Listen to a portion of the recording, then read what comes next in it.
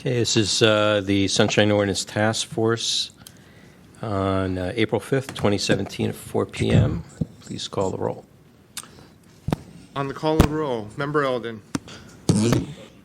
Eldon present. Josh Wolf. Wolf absent. Copra absent. Member Tesfa. Tesfa present. Member Moss. Present. Moss present. Member Kanata. Kanata has informed me that he is ill today.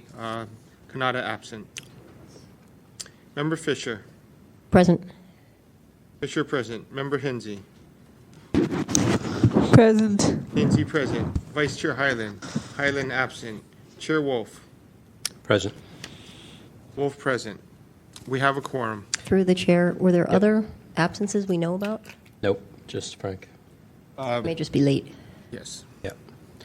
Okay, any adjustments, changes, clarifications on the agenda? There are no agenda changes that I know of at this time. I would like to ask for an agenda change. I have one case in the beginning of the meeting and one case at the end. That is not cool for me. If you could combine them, one after. You want to combine them together as one? No, not as one, but one right after another. I don't know why that happened. They were scheduled numerically. The only reason that Mr. Grossman's item was moved up was due to his request, due to his situation, Because his of what? illness. Mr. Grossman, the agenda was set numerically, Okay. as in lowest number first and Right. continued items first. Okay. Mr. Grossman's item was moved up at his request due to his physical. Yes, But his item is not on. it's on as item number 4. No, I'm sorry. I have two items. One is item Oh. 3, and one is toward the end. That makes me have to stay till like 7:30. I think at this point, the best that I could do, because we already had one person request an adjustment, and I'm not comfortable changing his position, is to move yours up to item 5. I know that the respondent isn't going to show. Nobody from that office is going to come.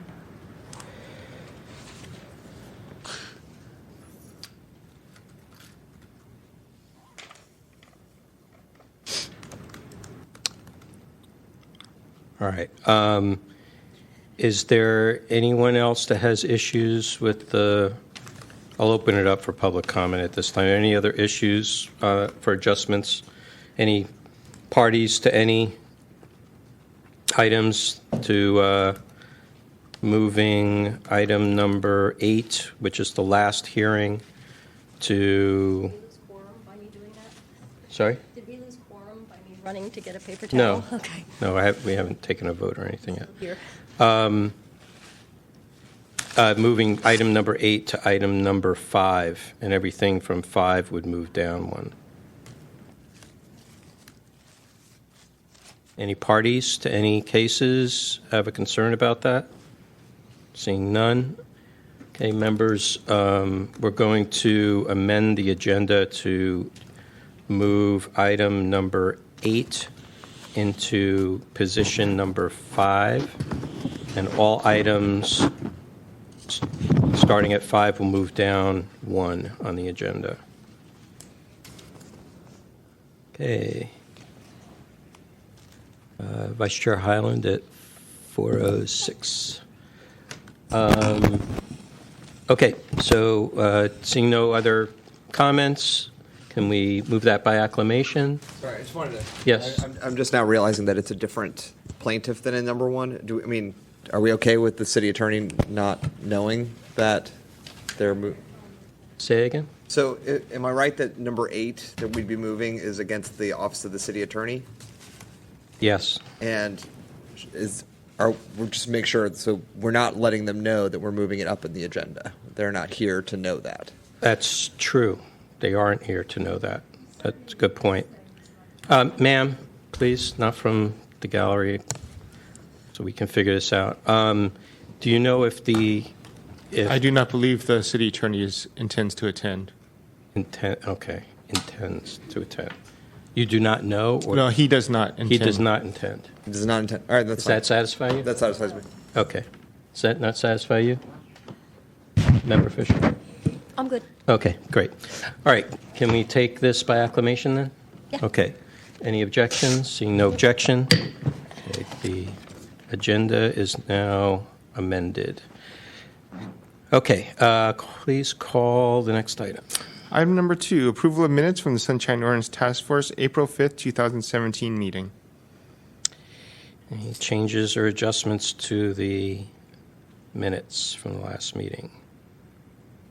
Everybody's name is spelled correctly?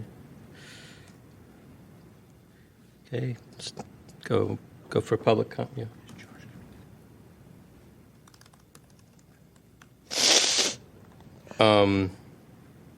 Okay, should we move public comment? Any public comment on the minutes? Seeing no public comment, can we take this by acclamation? Any objections? Seeing none, the item is approved. Please call the next item. Oh, killing me. Next on the Yeah, agenda is allergies. item number 3. It's allergies. File number 16108, complaint filed by Anthropo against Jennifer Norris War Memorial for allegedly violating Administrative Code Section 67.25 by failing to respond to a media disclosure request in a timely and/or complete manner. Madam Chair, Complaint Committee? I don't think this was. The chair is not. This is compliance and amendments. Oh, this is compliance and amendments. I'm sorry. All right, so let's get jurisdiction first. Okay. I'm going to go through my notes because I wasn't prepared to. Right. Oh, perfect. Excellent. Okay, so need a motion for jurisdiction? So moved. Second. Jurisdiction. Moved by Member Fisher, seconded by Member Hinsey. Anything to discuss around jurisdiction? Member Moss, was there any issues at CC? Not on jurisdiction, no. Okay, great. Any public comment on jurisdiction? Seeing no public comment, can we take this by acclamation? Any objections? Seeing none, item is approved. Okay. Member Moss. Sorry, so just give me one more moment to just bring Okay. up our minutes.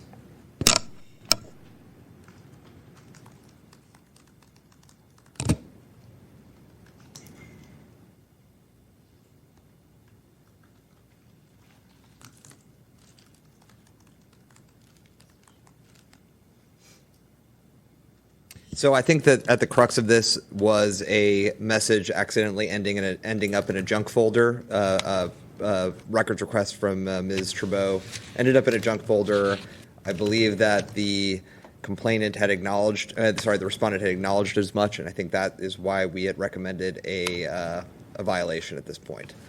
And that is just the basics of it. This was a fairly, if I'm remembering correctly, maybe Member Highland, were you at this one? You can add in, but I think it was a fairly simple case, and I don't think that there were records that had not been provided at that point. Concur. Okay. Let's go to the parties. 3 minutes? So on page 22, I gave a timeline. It wasn't just a simple email that wound up in a junk folder. I did some follow-up phone calls. I tried to go there once or twice, and I waited in the hallway. A security guard came out. Since that time, about 2 weeks ago, I actually walked into that office. There's kind of a reception area. And I asked to speak to Jennifer Norris, and another guy came out and said they're not, he was very rude and abrupt and said they're not going to talk to you. So this would be their third violation for basically the same thing. I think I've kind of gone the distance as far as giving my phone number, following up, sending up follow-up emails. I even went to, I think, 3 War Memorial trustee meetings asking for this very same information. So it's probably gone on in different forms for 6 months. And it's just basically a very snotty attitude. Why would they do that? I really don't know. It takes time out of my life to come here.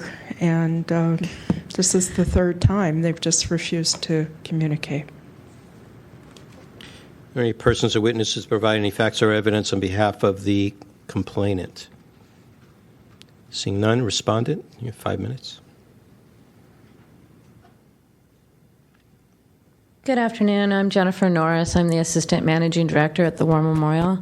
I am not aware of Ms. Trabeau's visit to our office recently, but in terms of this case, indeed, she sent a very clear request, which I would have been happy to reply to. On October 24th, it went into my junk mailbox. We also now have a clutter email box and a spam box. It all happens automatically, and I wasn't aware that I had even a junk folder anymore.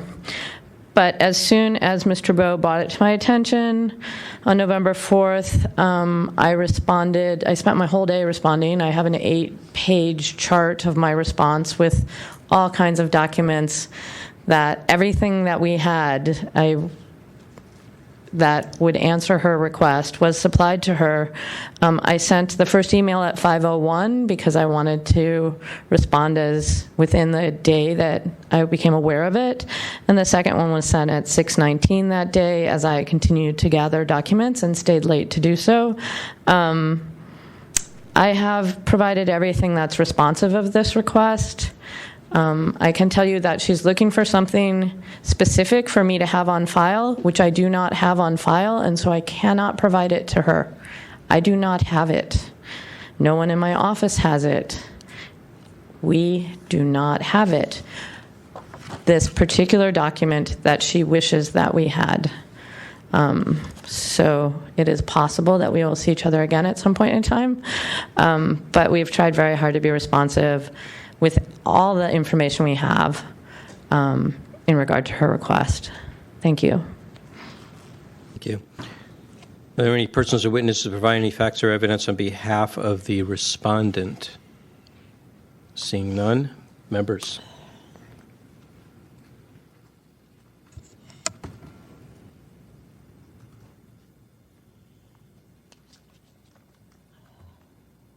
No questions?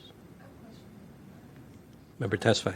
Member Moss, so can you remind us of what, where you guys kind of came down on the issue? Sure. So I believe we found a violation because there had been a lapse in the response. The explanation for the lapse had been this very weird thing with a clutter file, and we'd asked a lot of questions, and we'd teased that out a bit, but ultimately a deadline had been missed, and so that was our recommendation. Because she didn't even receive the response that said they didn't have the documents. Yes, and I believe it was an IDR as well, so. Member Hinsey. I have a question for Ms. Norris. So it's pretty clear that you've acknowledged that this particular request had gone to your junk mail. Do you have a system moving forward for making sure that trying to prevent that from happening again? I do my best. I certainly check all my folders every 2 days. I can't say that I don't think that email broke the planet, but that's not your problem nor mine. The pace is fast and furious, but I do regularly now check every folder that I am aware exists. If IT creates yet another way to help me do my work by self-sorting for me, then they could create something new. But right now I am checking spam, junk, and clutter, as well as my actual email. Okay. Okay. All right, thank you. Anybody else? Okay, let's move to rebuttals. Ms. Norris, your respondent, you get first up for rebuttals. 3 minutes, no rebuttal. Okay, Ms. Trabeau. It's not a simple email that wound up in some strange place. I left phone messages, several, throughout this time period. There was even a phone message that she was away on vacation. There was no designated person that I was supposed to call in her absence, and I still left my information there. If I had not filed this complaint, I still would not have received a response at all. This is the third time that this has happened.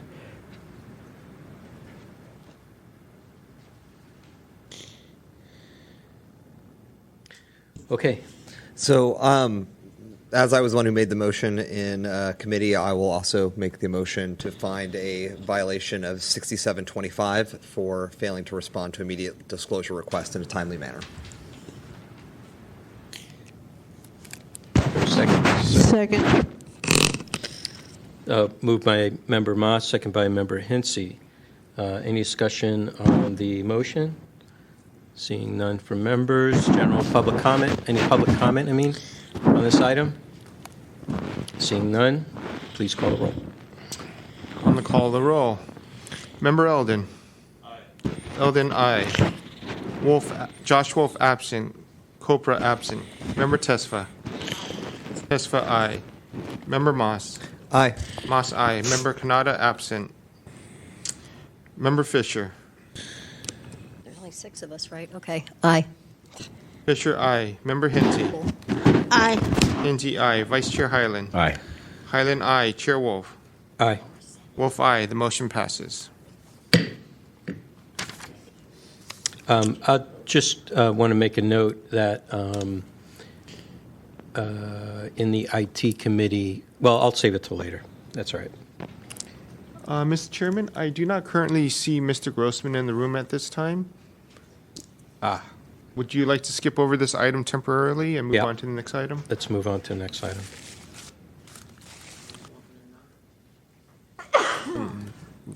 Are both parties here for the next item? Are we not moving? I believe we have moved up. Right. Next on the agenda, it's item number 8, file number 17023. Complaint filed by Antrebo against Margaret Baumgartner and the Office of the City Attorney for allegedly violating Administrative Code, Sunshine Ordinance Section 67.25 by failing to respond to a immediate disclosure request in a complete and/or timely manner. This matter was heard by the Complaint Committee on April 25th and referred to the committee with a recommendation of fine violation. Fine violation? Yes.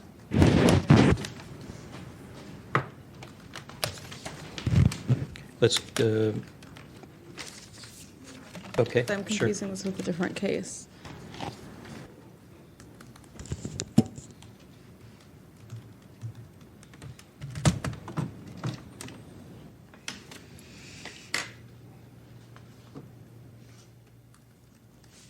Hey, more room over here.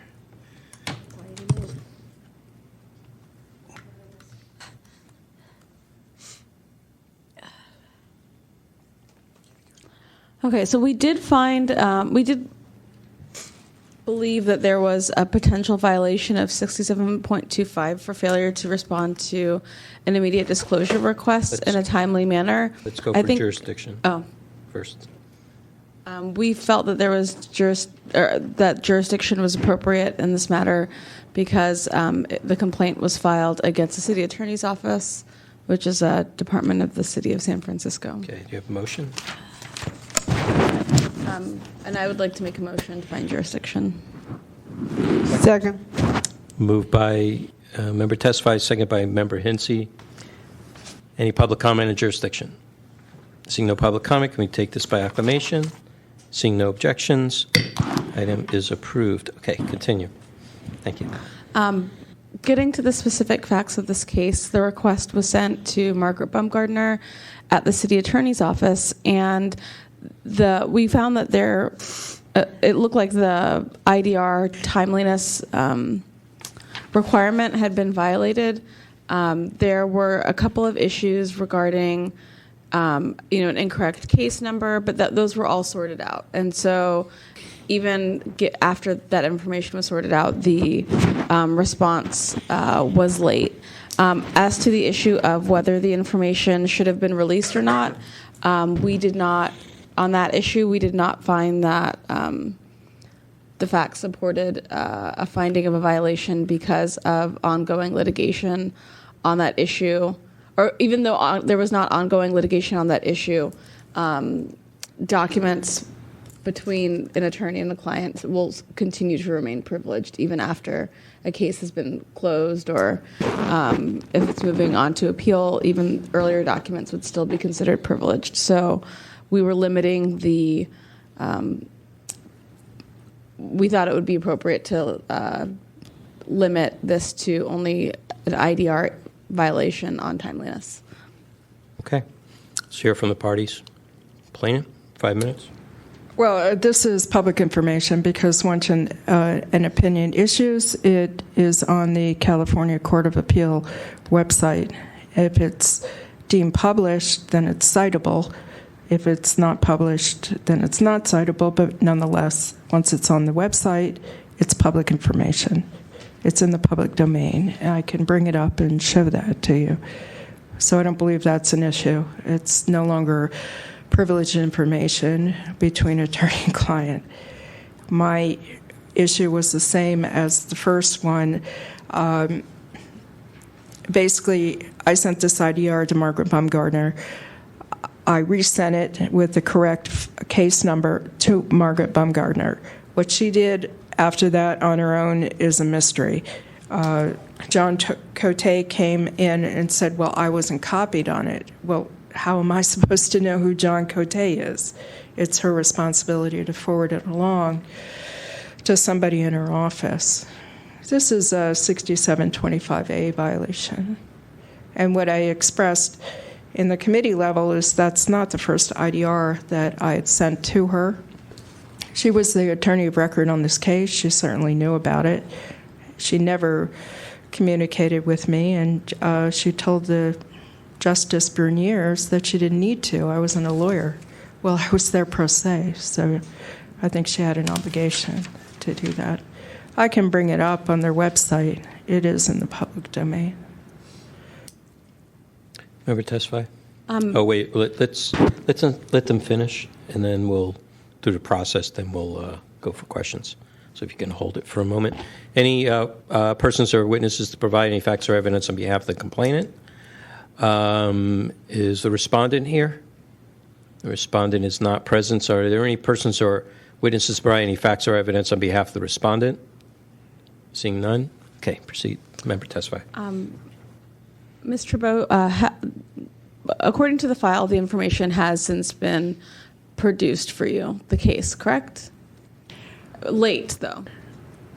And then on top of that, to compound it, at the complaint committee, Mr. Cote, representing the city attorney's office, he admitted to being late with responding to your request, correct? That is correct technically, but my issue is I was trying to word this not in a question. I wanted the remitter to be on file with War Memorial Security, which relates to the first case that we had here. By law, under California rules of court, the client is supposed to be notified of the remitter. And in this case, Lauren Curry is the same city attorney for the Arts Commission, the War Memorial, some other places. But that's not a sunshine issue. It's not a sunshine issue, but that was the second part. So to answer your question, yeah, he admitted to it, but he's not here with the usual speech going forward, and we're going to change this and all that. And that was because we told him that he didn't necessarily have to show up today because he admitted at the complaint committee that he had been late and provided the documents. Right. This is a 6725 issue. For timeliness. Right. Yeah. Yeah, there's a, okay. Yeah, okay. Great. Okay. Member Josh Wolf at 425. Okay, any other questions? Members? Seeing none, is there a motion? I'd like to make a motion to find a violation under Section 6725 for failure to respond to the immediate disclosure request of Ms. Trudeau. Is there a second? Second. Moved by member Tesfaye, second by member Moss. Any discussion? Seeing none, any public comment? Seeing none, let's call the roll. I know that member Josh Wolf just stepped into the room, but he is first on the roll today. Well, can't we just bump him? I'll pass for the time being. Copra absent. Member Tesfa. Aye. Tesfa, aye. Member Moss. Aye. Moss, aye. Kanata absent. Member Fisher. Aye. Fisher, aye. Member Hinsey. Aye. Hinsey, aye. Vice Chair Hyland. Aye. Hyland, aye. Member Eldon. Eldon, aye. Member Josh Wolf. Aye. Wolf, aye. Chair Wolf. Aye. Wolf, aye. The motion passes. It was approved. Okay, did Mr. Grossman arrive? I do not see him in the room at this time. Okay, can we, what do you want to do, folks? Mr. Grossman had requested specifically to have his item moved up to as close to the top as possible for accommodation. Have you heard from him? Have not Victor? heard from him. No emails, nothing. Yeah. And he's item 4. Sorry? Is he item 4? Yes. Yeah, and we just moved item 8 up to, because it was a quick item. So his would be the next one. Yeah. Well, we can do that, and then if you want to table it until he shows. Do you want to just table it? Just to be clear, he asked to be moved up the top before the agenda was set or after? Before the agenda was set. And he got number 4.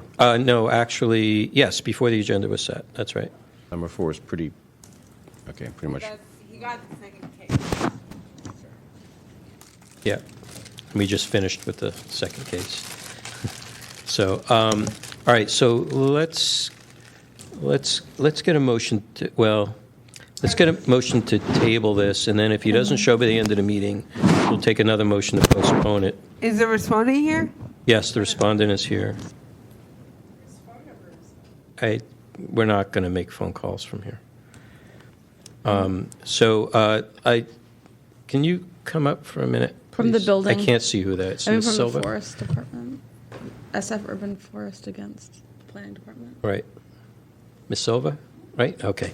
So, Mr. Grossman's not here, and we had expected him because he had made a special request for the item to be early on the agenda, so I'm a little concerned about that.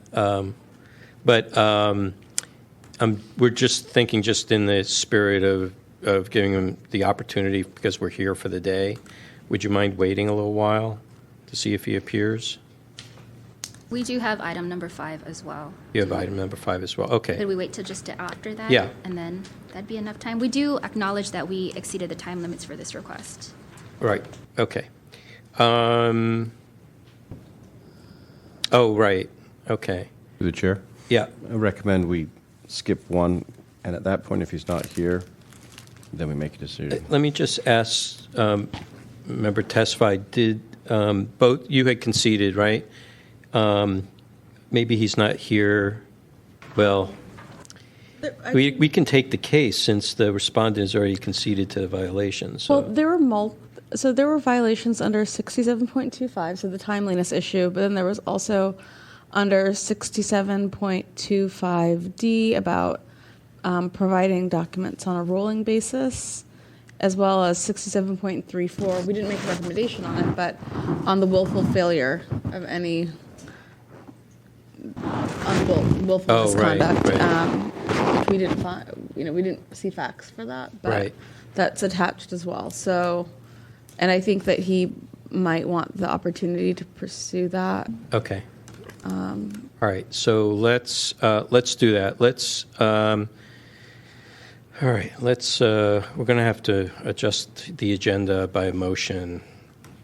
I'll make that motion. Okay. To take number 5 before number 4. Okay. Is there a second? Aye. Moved by Vice Chair Hyland, second by Member Tesfaye. This would be to reverse the order of items 5 and 4. Is there any public comment on this change to the agenda? Seeing none, can we take this by acclamation?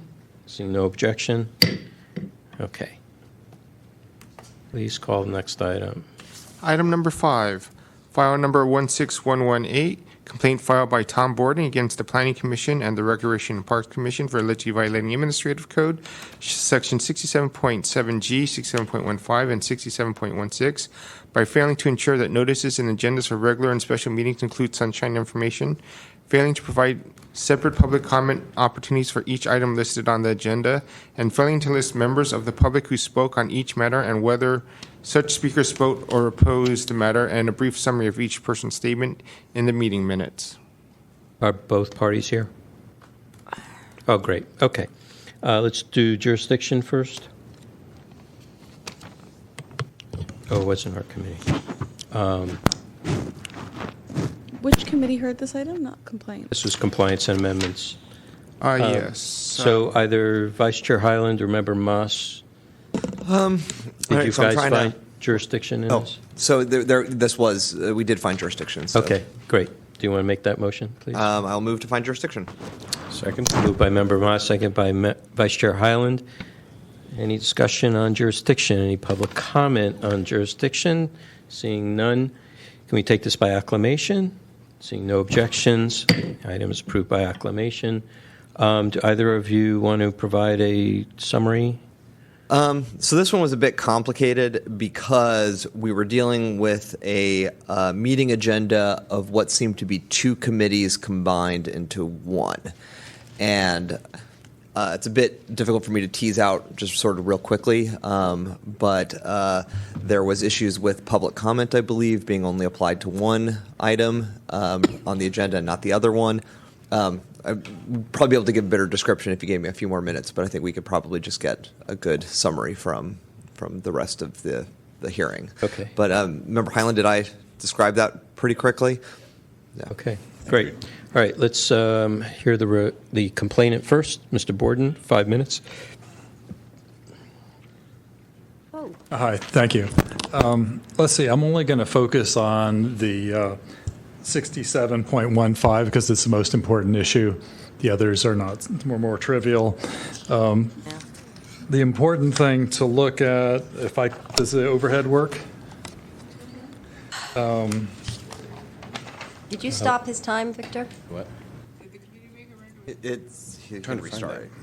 Victor? Victor, can you stop him for a sec? I want to say something through the chair. Yeah. I'm sure through the chair, Mr. Borden has absolutely no memory of this, but we worked together 24 years ago at Raychem, and you're looking at me because nobody ever remembered me from there. You were in the fasteners group. Yes. Given that it was 1991, I don't think that will in any way hinder my ability to judge the merits of this case fairly. You have no memory of me. I know you don't remember me. Are you absolutely sure? It was memory lock capacitors. Just tell me what department. I was fiber optics. Are you absolutely sure? I think I can handle it. Great. It was memory-shaped fasteners. It was still doing that. mesmerizing. I remember it like it was yesterday. All right. Thank you. Okay, proceed. Okay, so here's the agenda, and you can see there's the first decision by. It doesn't. I mean, it just gives you the idea. The first thing was the Planning Commission is trying to decide whether or not the EIR is technically adequate, and then once they decide that, then the Rec Park Department is trying to, or the Commission is deciding whether or not to adopt this plan. And so you've got two distinctly different agenda items, one by the Planning Commission, one by Rec and Park there, and yet they put all the testimony together. And so people were only allowed to speak once, and you could split your time and try to direct part of it towards one of the decisions and part of it towards the other, but it really makes it impossible to put together a coherent testimony. And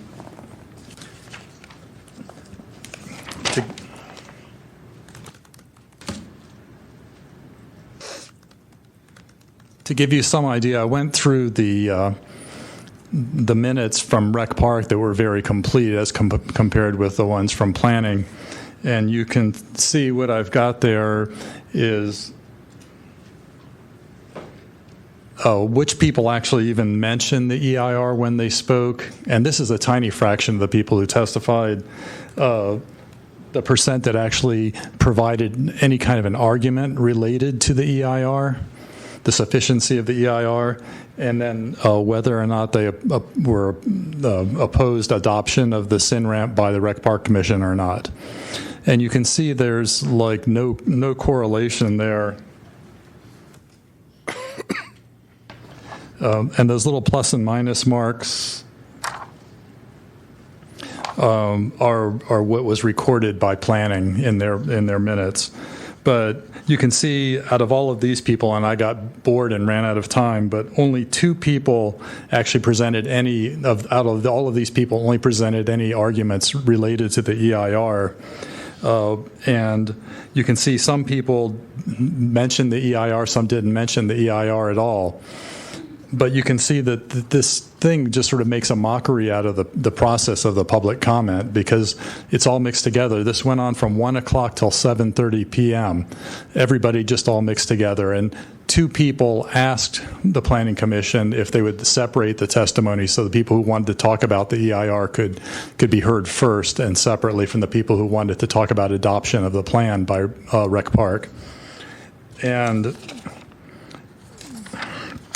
if what's interesting, if you read what came back from the Planning Commission, they say blah blah blah. Moreover, that opportunity to speak was only provided to comply with Section 67.15 of the Administrative Code.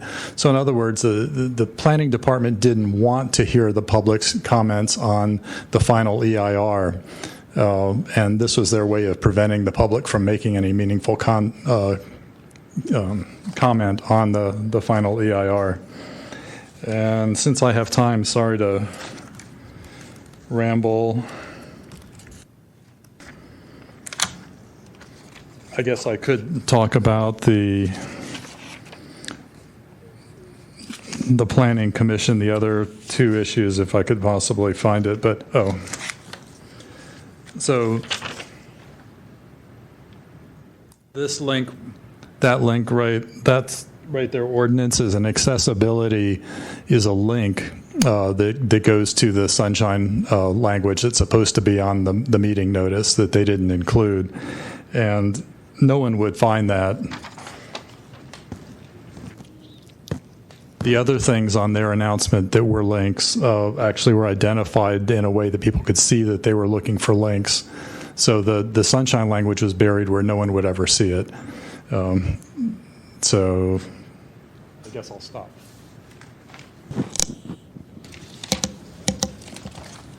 Thank you. You're finished? Okay, great. Are any persons or witnesses provide any facts or evidence on behalf of the complainant? You have 3 minutes. Good afternoon, Sunshine Ordinance Commission. My name is Louis Dillon. I filed a complaint here with this Sunshine Ordinance Task Force previously in a similar situation where it was multiple government agencies here in the city violating the Sunshine Ordinance Task Force's sections 67.7, 67.15, and 67.16. Fact of the matter is that it appears this mayor blatantly flaunts the open government sunshine ordinance and fair meeting practices and so forth. It's been a consistent modus operandi, and the results in the bigger picture are stark proof of what has been going on. You needn't just go to any of those meetings, and they are nothing compared to what they used to be as far as the general public being involved and having a stake in what decisions are made there. It is completely one-sided and stinks of pay-to-play politics, special interest, and basically a mayor that is a dictatorship. It's absolutely ridiculous. Point of order through the chair. You're giving evidence in support of this particular case and this particular plaintiff, so please try and restrict your comments to that. Exactly. Please put the It's time back exactly on. the same situation. And if you can't see that, then you need to focus on what I'm saying. Because what I'm talking about is an exact same situation as what Tom here got up and talked to you about. And you seem to not give a damn about folks coming in here saying that, hey, this government here is nothing, zero, to the public person of interest here in any of those commissions, recreation and park, planning. It's anything goes and nothing matters. And San Francisco does it better than anywhere else. You can buy what you want and nothing matters. Anything is for sale. And there is no public interest anymore. It's a dictatorship. And the fact that you guys haven't done anything about it makes me think you're also somewhat complicit. Don't you think? I mean, the big picture is here. Don't you think? You're the proof of the situation here. Thank you. Any other persons or witnesses provide any facts or evidence on behalf of the respondent? Seeing none, I'm sorry, the complainant. Respondent? Just to note, there are two separate respondents today. Yeah. Okay.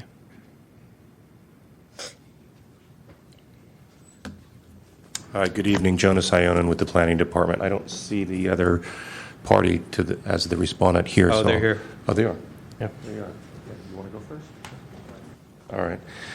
So as I stated, Jonas Ionin for the Planning Department responding. I'd like to get the two, as Mr. Borden put, sort of the two minor complaints out of the way. We have since corrected the minutes to more accurately reflect the comments, identifying who was in favor, who was against, who was neutral, and the subject matter upon which they were submitting their testimony on. In fact, the department itself is taking on a project to outsource official transcripts of minutes in the future, so this problem goes away in the future as soon as we can solidify a contract. The second portion was the Sunshine Ordinance listing on our website. This is the actual agenda that gets sent out. This is the hard copy of this agenda that's sent out. And you can see that the Sunshine portion is prominently displayed on the second page. It's at the very top of the second page, in fact.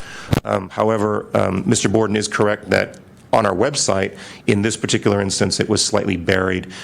We've recently, I guess maybe not so recently, hired a new administrative assistant, and in this particular case for the Planning Commission, the person who normally does it was away, where it would have been displayed the same way it is on the hard copy agenda.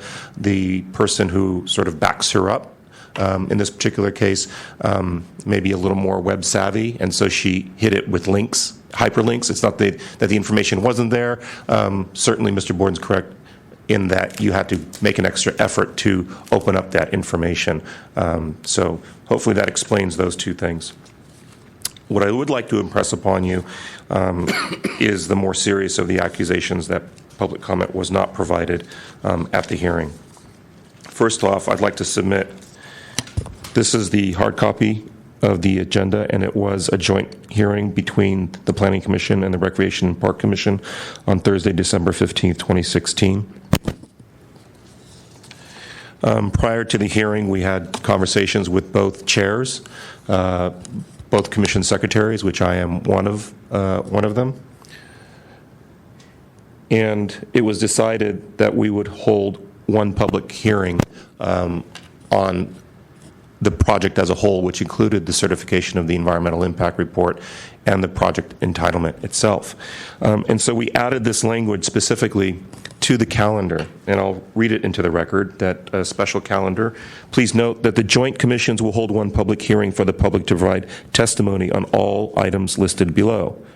Following the public hearing, the Planning Commission will consider certifying the final environmental impact report for the Natural Resource Management Plan, formerly named Significant Natural Resources Area Management Plan, or SNRAMP, and the Recreation and Park Commission will consider adopting the CEQA findings for the plan and will then consider approving the plan. So, members of the public were fully aware that they would be provided one opportunity to submit public testimony. I think the most important thing to recognize is that in our written submittals to you, it is true that indeed members of the public are provided the opportunity to submit public testimony in order to comply with the Sunshine Ordinance 67.15, because the public comment period for the EIR was closed at the time that the hearing was actually held. I'm not sure you're all familiar with the CEQA process, but essentially a draft EIR is issued and persons are allowed to submit their testimony over an extended period of time. In this particular instance, there were actually 2 public comment periods that were afforded members of the public. Okay, so prior to this hearing, there were 2 public hearings held and 2 blocks of time where persons were also able to submit not only their testimony verbally at the hearings, but in writing as well. So for the certification hearing in front of the Planning Commission and the Recreation and Parks Commission, technically, the public comment period for the EIR is closed already. Okay? And we make that very clear when I read that into the record, that your testimony at this time may or not become part of the record for the final EIR if it is certified. Okay, so I just want to impress that upon you, and I'll also read in the dates, well, if I can find that. But anyway, I think if you have any questions in that regard, I'll be happy to answer them. Furthermore, it's very common for the Planning Commission to bulk several entitlements into one public testimony. It's common practice. Thank you. Are there any, let me just ask, is there any persons or witnesses providing any facts or evidence on behalf of the Planning Department as respondent? Seeing none. And what I'm going to do is I'm going to allow, I failed to realize we have 2 respondents. I'm going to allow Mr. Borden, after the next respondent speaks, an additional amount of time if he wants to make just on presentation of your case. Rebuttals will come later. Okay? So if you have anything to add with regards to your presentation of the case, not on what you just heard, because we'll get to that later. I'm going to give you some extra time for that. Recreation Parks Department, you have 5 minutes. Good afternoon, task force members. Eric Pulowski, Recreation and Parks Department. I'll start with the matter of the allegation. There was a matter of the Know Your Rights section not being included in the agenda. In our response to the complaint, we submitted a copy of the agenda. On pages 2 and 3 of that agenda, you'll find the Know Your Rights section posted. On the matter of the minutes, we transcribed public testimony verbatim and published that as a matter of the minutes. We believe that it is a very robust manner of managing our minutes, and we believe it fulfills the requirements under the Sunshine Ordinance. So under those 2 matters, we believe no violation occurred. On the 3rd matter, we also believe no violation occurred, and that concerns the structure of the agenda. We concur with the Planning Department. It is the Planning Department and the Recreation and Parks, the Planning Commission and the Recreation and Parks Commission heard 2 components of an overall project. It's a very common practice. It's fully compliant with CEQA. There's nothing in the Sunshine Ordinance precluding individual components of a project to be heard together. The public had ample opportunity to respond to either matter. Mr. Borden alleges that the structure of the agenda seemed to cause a lack of testimony in the EIR. I quite frankly find that a specious argument at best. The public could have spoken on any component of that project. In fact, both commissions heard 5 hours of testimony. And so for those reasons, we also believe no violation occurred. That concludes my testimony. Thank you. Any persons or witnesses to provide any facts or evidence on behalf of the Recreation and Parks Department as respondent? Seeing none. Mr. Borden, I'll give you additional time if you need it to provide any additional introductions, things that you want us to know about the case, not in response to what you just heard from the respondents. Okay. How much Thank you. additional time? 5 minutes. 5 minutes? Okay. Let's see what the Planning Commission was supposed to be doing at this meeting. When the final EIR has been prepared, and in the judgment of the Planning Commission, it is adequate, accurate, and objective, reflecting the independent judgment and analysis of the Planning Commission, the Planning Commission shall certify its completion and compliance with CEQA. So they're supposedly making a technical decision about this analysis of the EIR, which presents the environmental impacts that would result from the implementation of this plan. So it's a technical thing. It's not, oh, do you like the plan or not? Their decision is supposed to be, is this analysis correct? Is it unbiased? And again, if you... Monitors on, folks. If you look at what they were recording, they're only recording whether people were in favor of the sin ramp. They weren't even recording whether people were saying that the EIR was any good, much less did the people present any arguments why the EIR was good or bad. The first guy didn't even mention the EIR, but he gets a plus mark saying that he was in favor of the EIR, and Christopher Campbell spoke on it, but he didn't provide any arguments. Let's see, who else didn't say anything? Oh, here's Richard Harris didn't mention it, but he gets a plus mark. So you can see they're only looking at whether people are in favor of the sin ramp. They're not even looking at whether the people have any criticism or critique of the EIR, saying, oh, this really adequately addresses the impacts, or does it fail to address the impacts correctly? So, the fact that they mixed all of this together made it impossible for them to understand what people were saying and get the kind of input that is supposed to be gathered at this meeting. And the fact that this is a system that they use over and over again with these joint meetings doesn't make it right. It makes it's even worse. It's like a bastardization of what's supposed to be happening. These are really very distinct issues by two totally separate commissions. How could they hold this even as one meeting, much less take all of the testimony and mush it all together? As Eric pointed out, there were hours of testimony with very few people actually presenting any real criticism, positive or negative, of the EIR. So this whole process is just, it's really seems designed to prevent the public from having any meaningful input.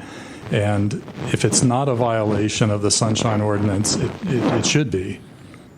That's my comment. Thank you. You're welcome. Okay, members, it's with you. Can I Member can I Moss. start? Yeah. So I've had some more time to sort of go over our notes from that hearing. So I think that we were a little bit shocked that there would be a hearing by two committees put together, and what they had done is they had taken two items, what seemed like two distinct items to us, and just made them 1A and 1B. It's almost as if you were to take the Sunshine Ordinance Task Force entire caseload for the day and just make it A1, A, B, C, D, E, F, and G. And that was what it looked like to us. And then as a result, they only took public comment once for that entire agenda because they had combined the two items into one. And so I think that if you are able to bring up the agenda, you'll look, and they look to an average person to be two separate agenda items that were just written in such a way that, Let me ask you a question. Did the committee did you inquire or find any information if each item was distinct from each other with regards to the context? I mean, it certainly looks like that based on the agenda, and it seemed that based on the testimony that there were different things in play. So one of them was the National Resource Management Plan, and the other was CEQA findings, which seemed like two different things to us. Okay. And then in addition, so that was one of the main things, and that's probably the thing that I think that is worthy of most inspection on us. We just heard some testimony that said, we could have done better on certain other elements. We did look at the minutes, and we saw that we didn't feel like there was enough description of what people had said. I think that one of the departments just said that they did a transcript of it. I think that if you look at the transcript, they are not brief summaries of people's position. They are epic transcripts of things that people had said, and I don't know that that is in keeping with the Sunshine Task Force, whereas the other set of minutes basically just had plus minus next to people's name with nothing describing in detail. So it was very odd to see two different sets of minutes that were so wildly different. And then there's the language. I'm sorry. So are you telling me there were two independent minute takers? Because there's two separate committees meeting, and so Planning and Parks and Rec each had separate, different versions of the minutes. Got it. And one version just had plus minus in people's names. Which one was that? That, I believe, was Planning. Mm-hmm. And then Parks, if you go to Parks and look at their site, Parks is like a extremely difficult to read, long document with verbatim transcriptions of what people said. Okay. Yeah. That's just the sort of updating my summary of what we had discussed. I appreciate that. Okay. Any questions for the parties? Member Josh Wolf, then Vice Chair Highland. I guess this would be for planning. You can come up here, sir.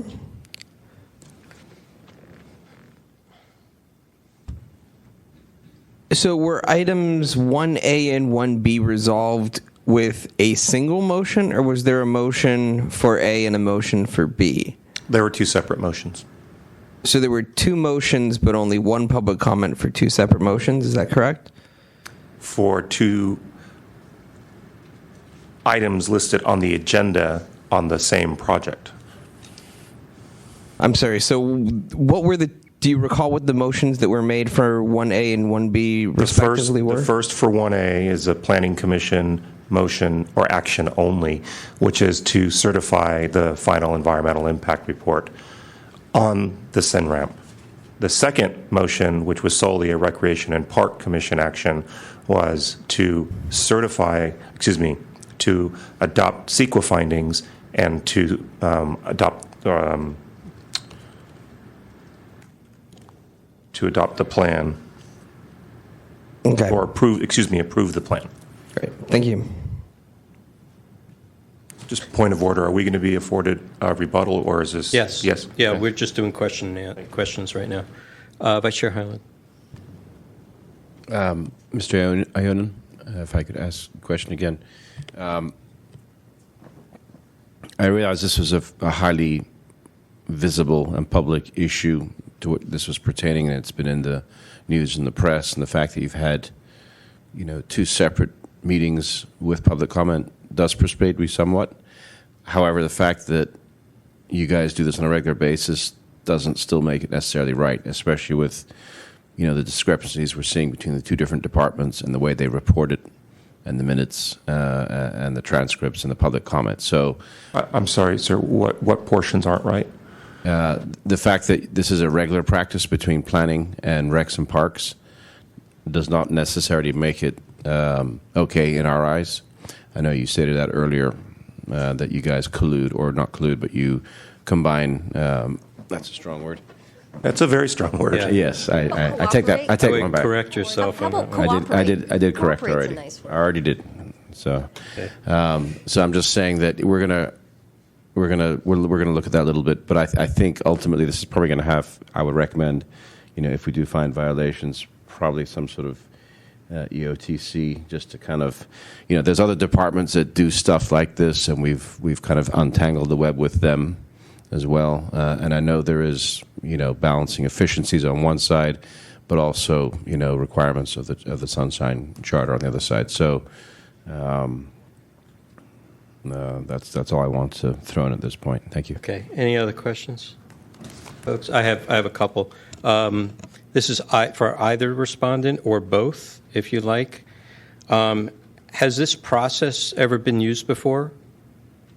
Have you ever used this kind of process where you had a joint meeting regarding the approval of an EIR for CEQA and then approving a whole plan together?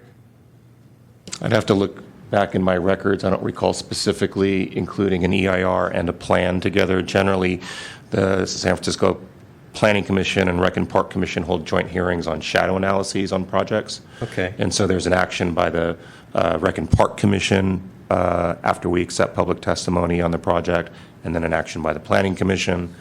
Sometimes portions of the actions are joint actions.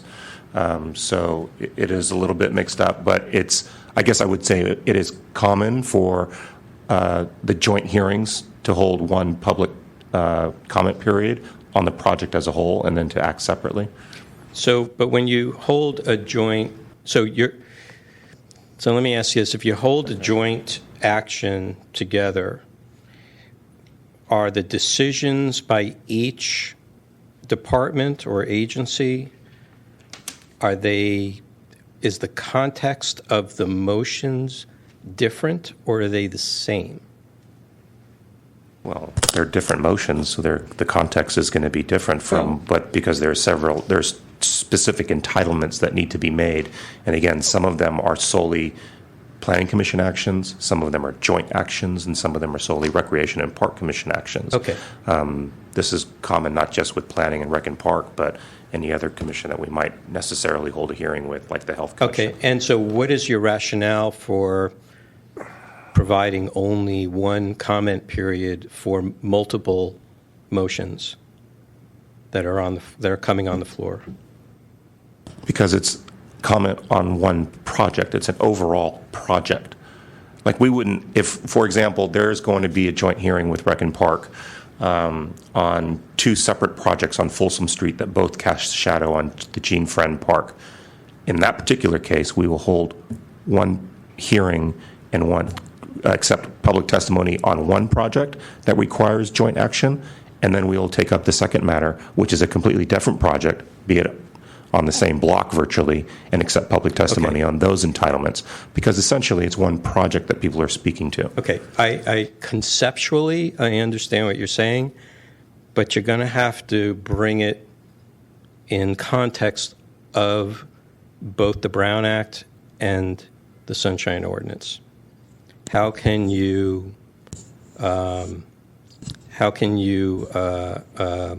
apply by citation? How can you let us know that what you did was correct? That is your burden. Well, then I place the same burden on you. How can you say that we're incorrect? This is listed on the agenda as item 1. Because item wait 1A and 1B, clearly identifying it as one item. But where does it say in the Sunshine Ordinance that you can do that? Where does it say we can't? No, the burden is on. It's not up for us. We're trying to determine whether you're correct or not. If you're going to find us out of compliance, compliance with what? Convince us that under the Sunshine Ordinance, what you did was correct. That is your because burden. the Sunshine Ordinance doesn't explicitly state that we can separate items and take it one single public testimony. It's not in the Sunshine Ordinance. It's also not in the Sunshine Ordinance that we can't take one project and then subdivide the various entitlements and accept one public testimony. So you're putting me in a catch-22. Not necessarily. Wait a second. Not necessarily, because we're talking about action items. And for every action item, the public should have an opportunity to speak on that item. I believe the Sunshine Ordinance refers to agenda items, not action items.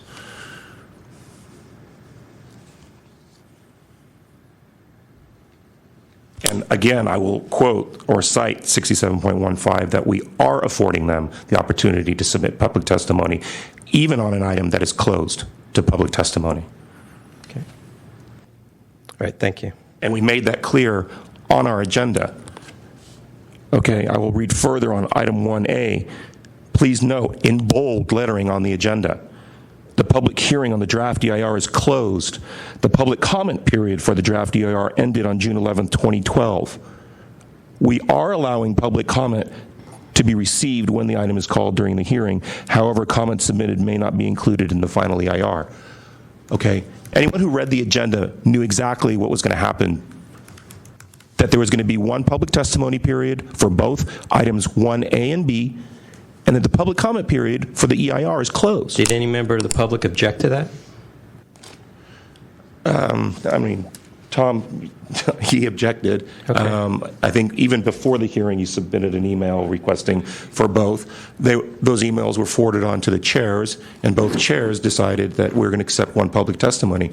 I'll take it. I was going to save this for the rebuttal, but since we're on this topic, the chairs have the discretion to reduce the time or extend the public comment period of time. Okay?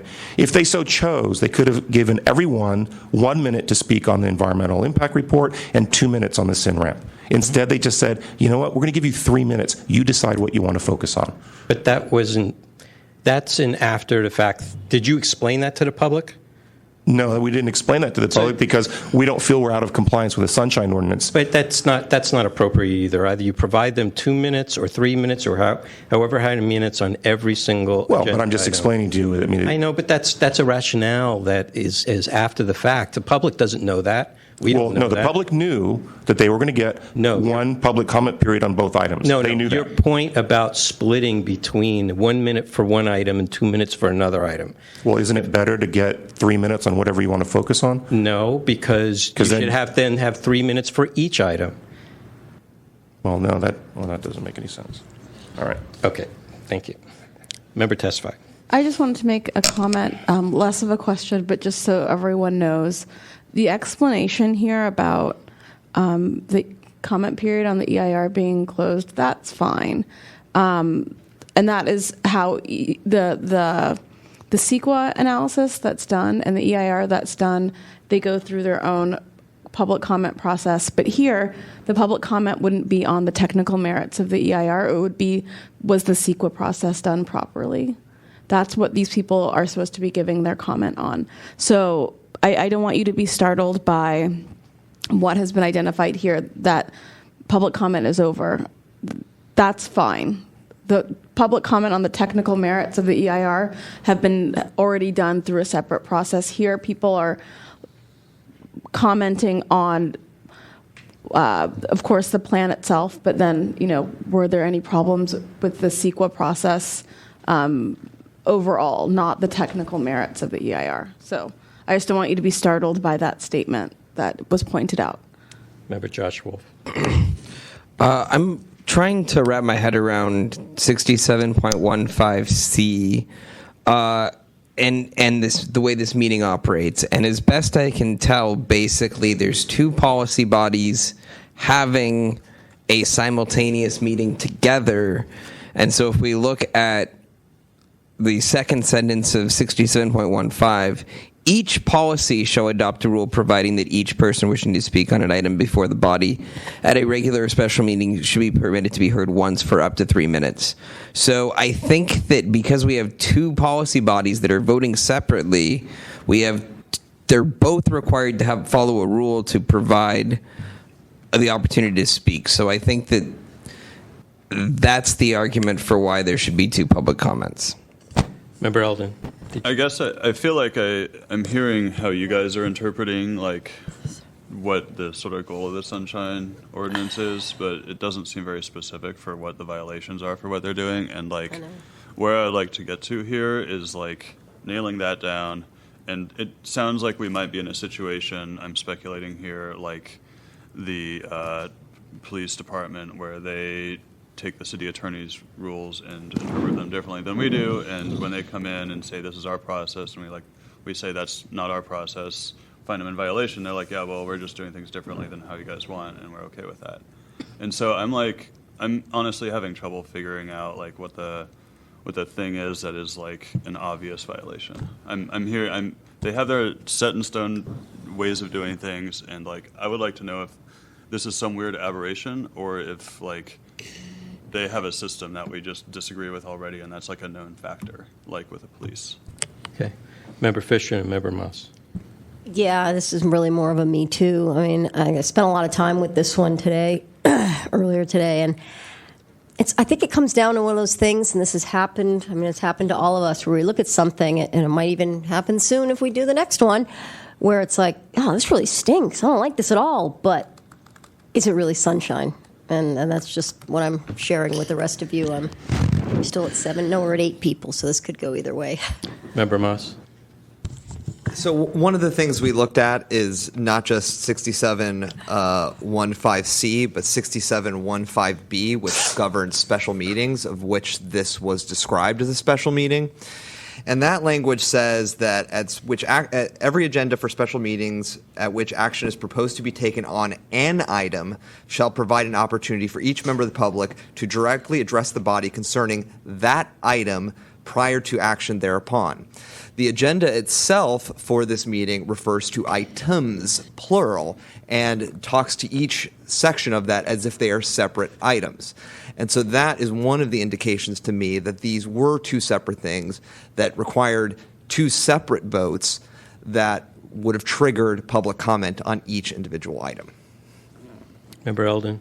And so my question about that, is this some unusual occurrence happening between these two entities that we've never seen before, or is this totally normal for how they do business? And Well, we've seen it? I asked that question, and there was some consideration between the respondents here in the room as to whether that's happened before. They did confirm that it has happened on some occasions, but I don't think this particular issue has come before the task force before. So it may exist, it may have been existing, it just hasn't been presented to us. So this is a surprise to us? Yeah, for us, it's probably first time. I don't recall, even in my previous years, a similar type of case. I want to put Go ahead, I want to put a finer point on what Member Moss was saying. The adoption of an EIR can occur within the adoption of a larger plan. That's fine. My concern here would be that it's 2 different agencies technically taking 2 different actions.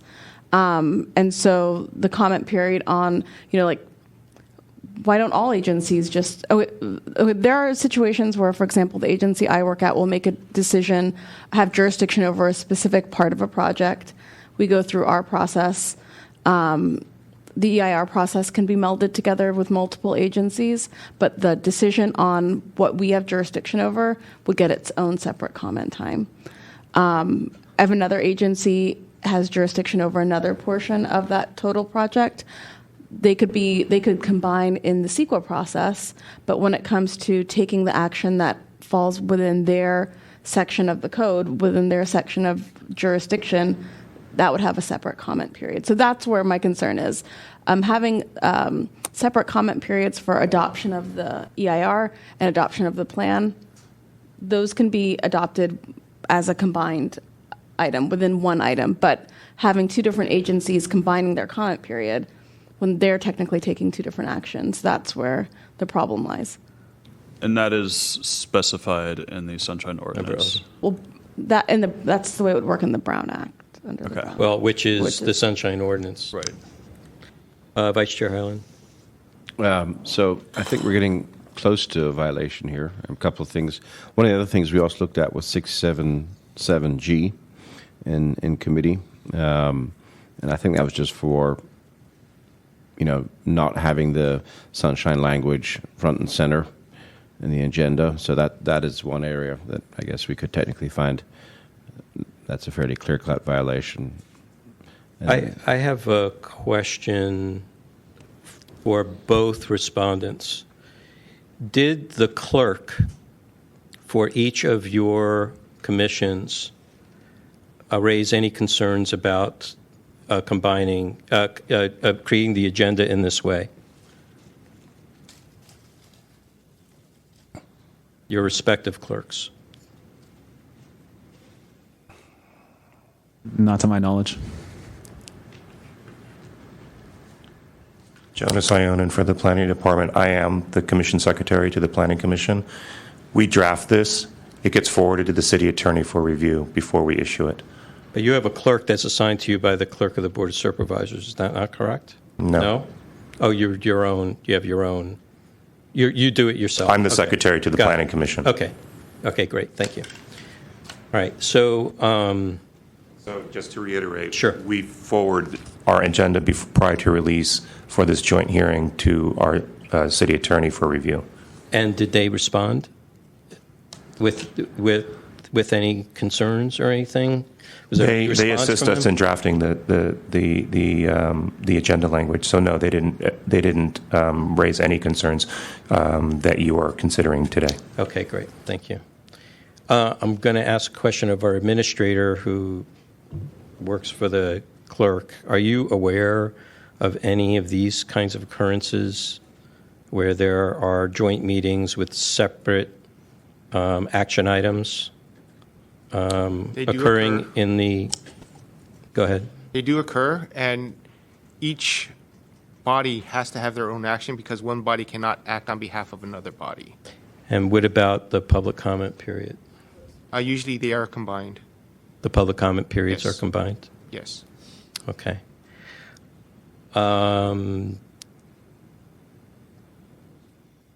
DCA COLA, can you clarify with regards to the Brown Act on down to the enhancement of the Sunshine Ordinance, whether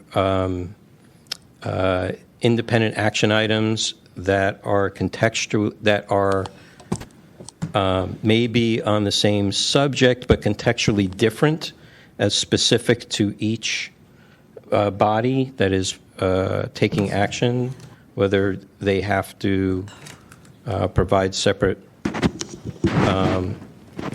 opportunities because the context would be different.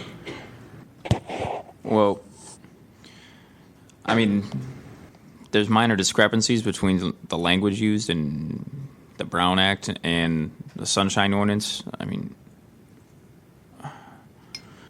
but as far as I know, in looking at both of them, they really discuss agenda items more so than individual action items, and I don't think either code speaks on really how to, or they don't really speak on how you could separate or how an agency could really combine items or determine whether or not items should have been separated. I think that sort of gives agencies and departments a lot of room to combine items if they'd like, and to take public comment as they see fit. But in the case of a joint meeting, when there are certain bodies that are made up of multiple members of different departments or agencies, and when they take action, they're taking action together on one item. And so then that's truly a joint meeting to take action jointly on an item. But it's one meeting. That's fine. It's one meeting. But we're talking about providing the opportunity for public comment on individual action items. And it seems to be pretty regular in our context that individual action items would be provided their own public comment periods. I mean, I think based upon what Member Moss had read through the 67.15 A and B, they both speak to items, both in singular and plural. And it's not so much that I think the question of what is on the agenda is more about what is jurisdictional for public comment versus when public comment should be applied or how public comment should be applied. I think if reading through the second sentence of 6715A, it states, however, in the case of a meeting of the Board of Supervisors, the agenda need not provide an opportunity for members of the public to address the board on any item that has already been considered by a committee. That's a baseline. Any item. Yeah, Okay, like agenda item, or you're saying any? Well, I would think that it's sub-item? items that are up for action. And because the other part of the first sentence of 6715, it is specific to public body in singular, not in plural. So the question then becomes, if you have a joint meeting, it's kind of like you're just, it makes it easier to be all in the same room so you can do something. But the question, and if it was one agenda item that they both had to approve together, that would be one thing. But here's the case of each one of them could have had a separate meeting, and each one of those items could have been approved separately. So whether it was in one joint meeting or in two separate meetings, each item would have had the opportunity, or if there were two separate meetings, they would have had the opportunity for separate public comment anyway. I agree with Member Tesfaye on the EIR public comment, because that's not applicable under the Brown Act. That is only applicable under the CEQA, and so it's independent and out of the jurisdiction with regards to what's happening during a meeting.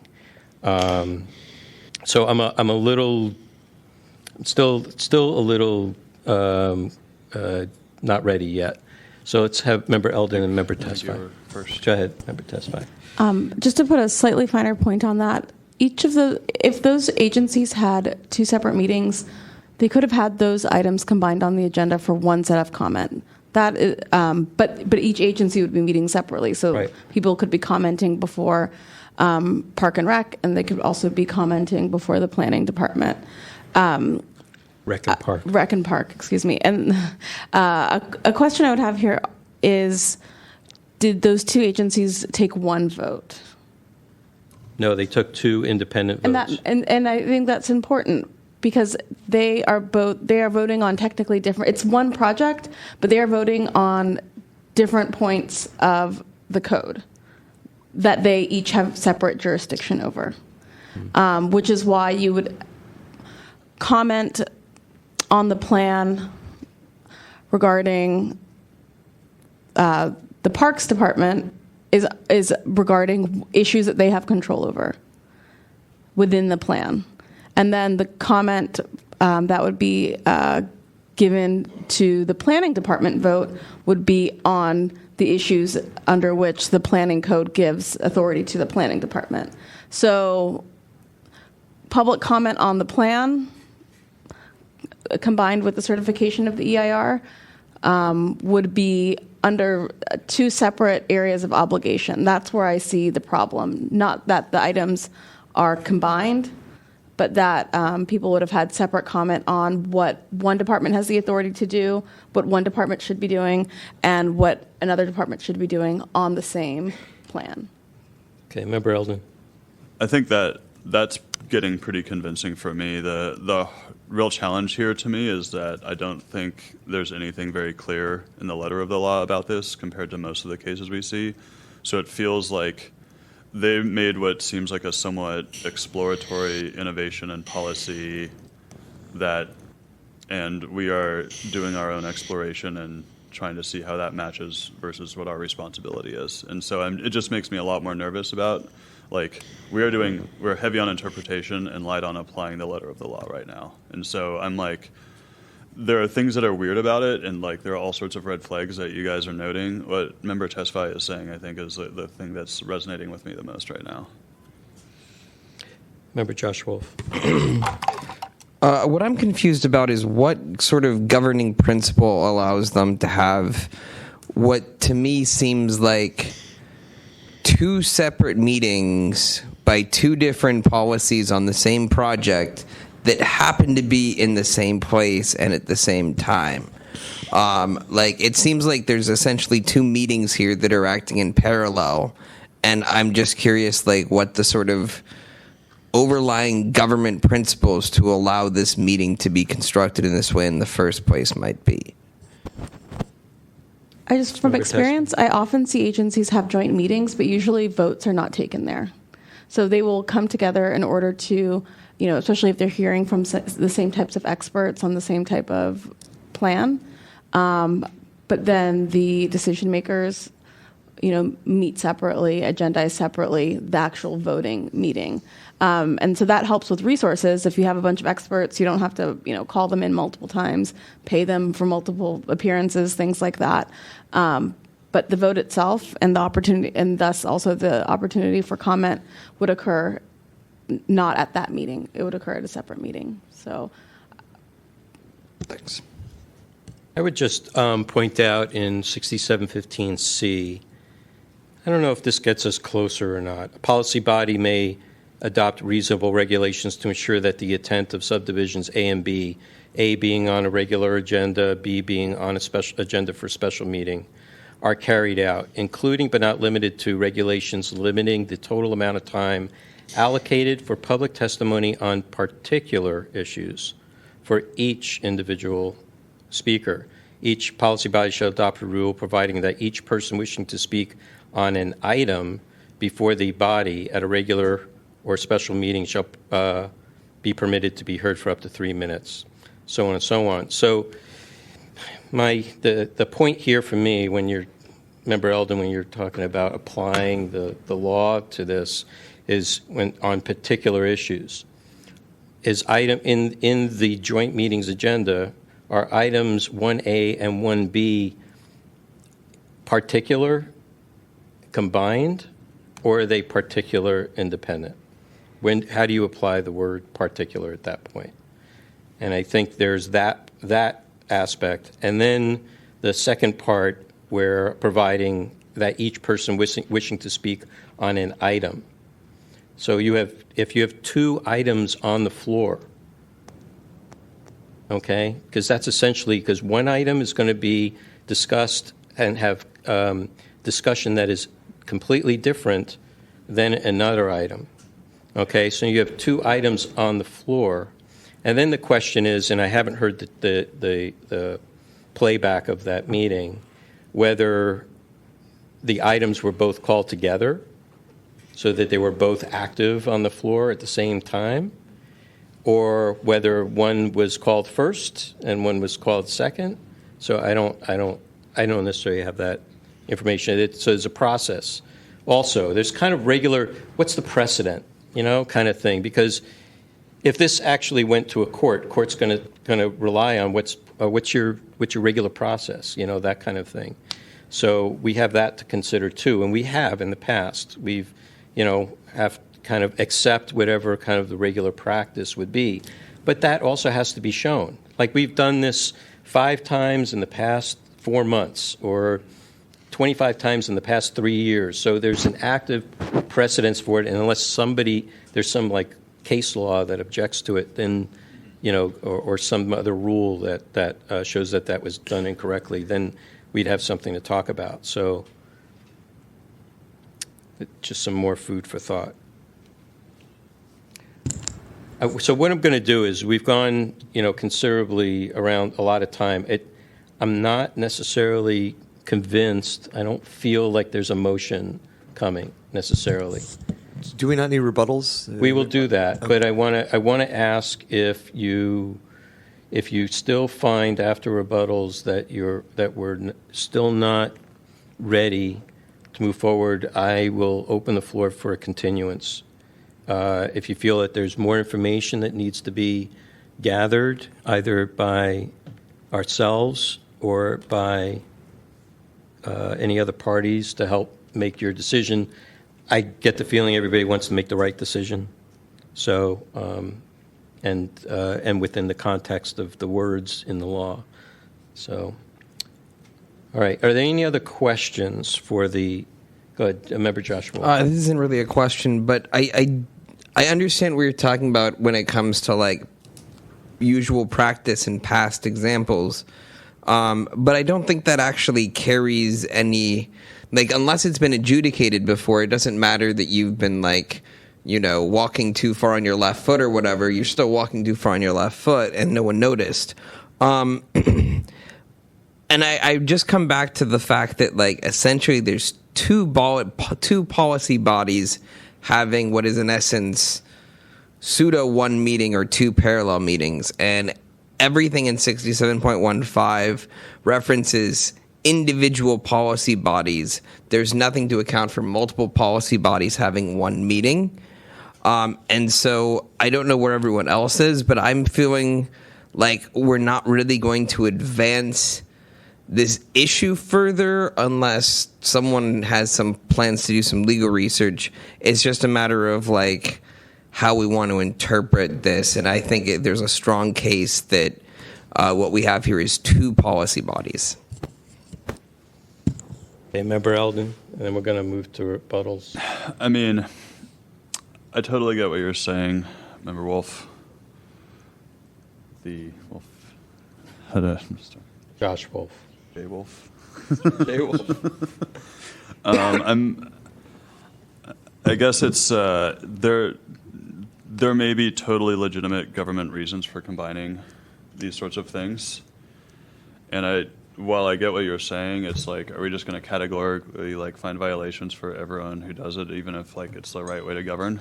Like, or it kind of feels like we need, like, this is definitely EOTC territory, and there's a lot of, or rules committee, there's a lot of things I feel like we don't have covered well enough to, like, really, like, nail this right now, and, like, maybe this is how we get there. I guess I'd rather have it not be this sort of categorical, like, well, things have never been done quite that way that we think, and so they can never change. And it's like, maybe they can change as long as they follow the right guidelines to ensure that all of the goals of the Sunshine Ordinance and the Brown Act are met. So that's where I'm coming from. Okay, let's move to rebuttals. Respondents, you each have 3 minutes.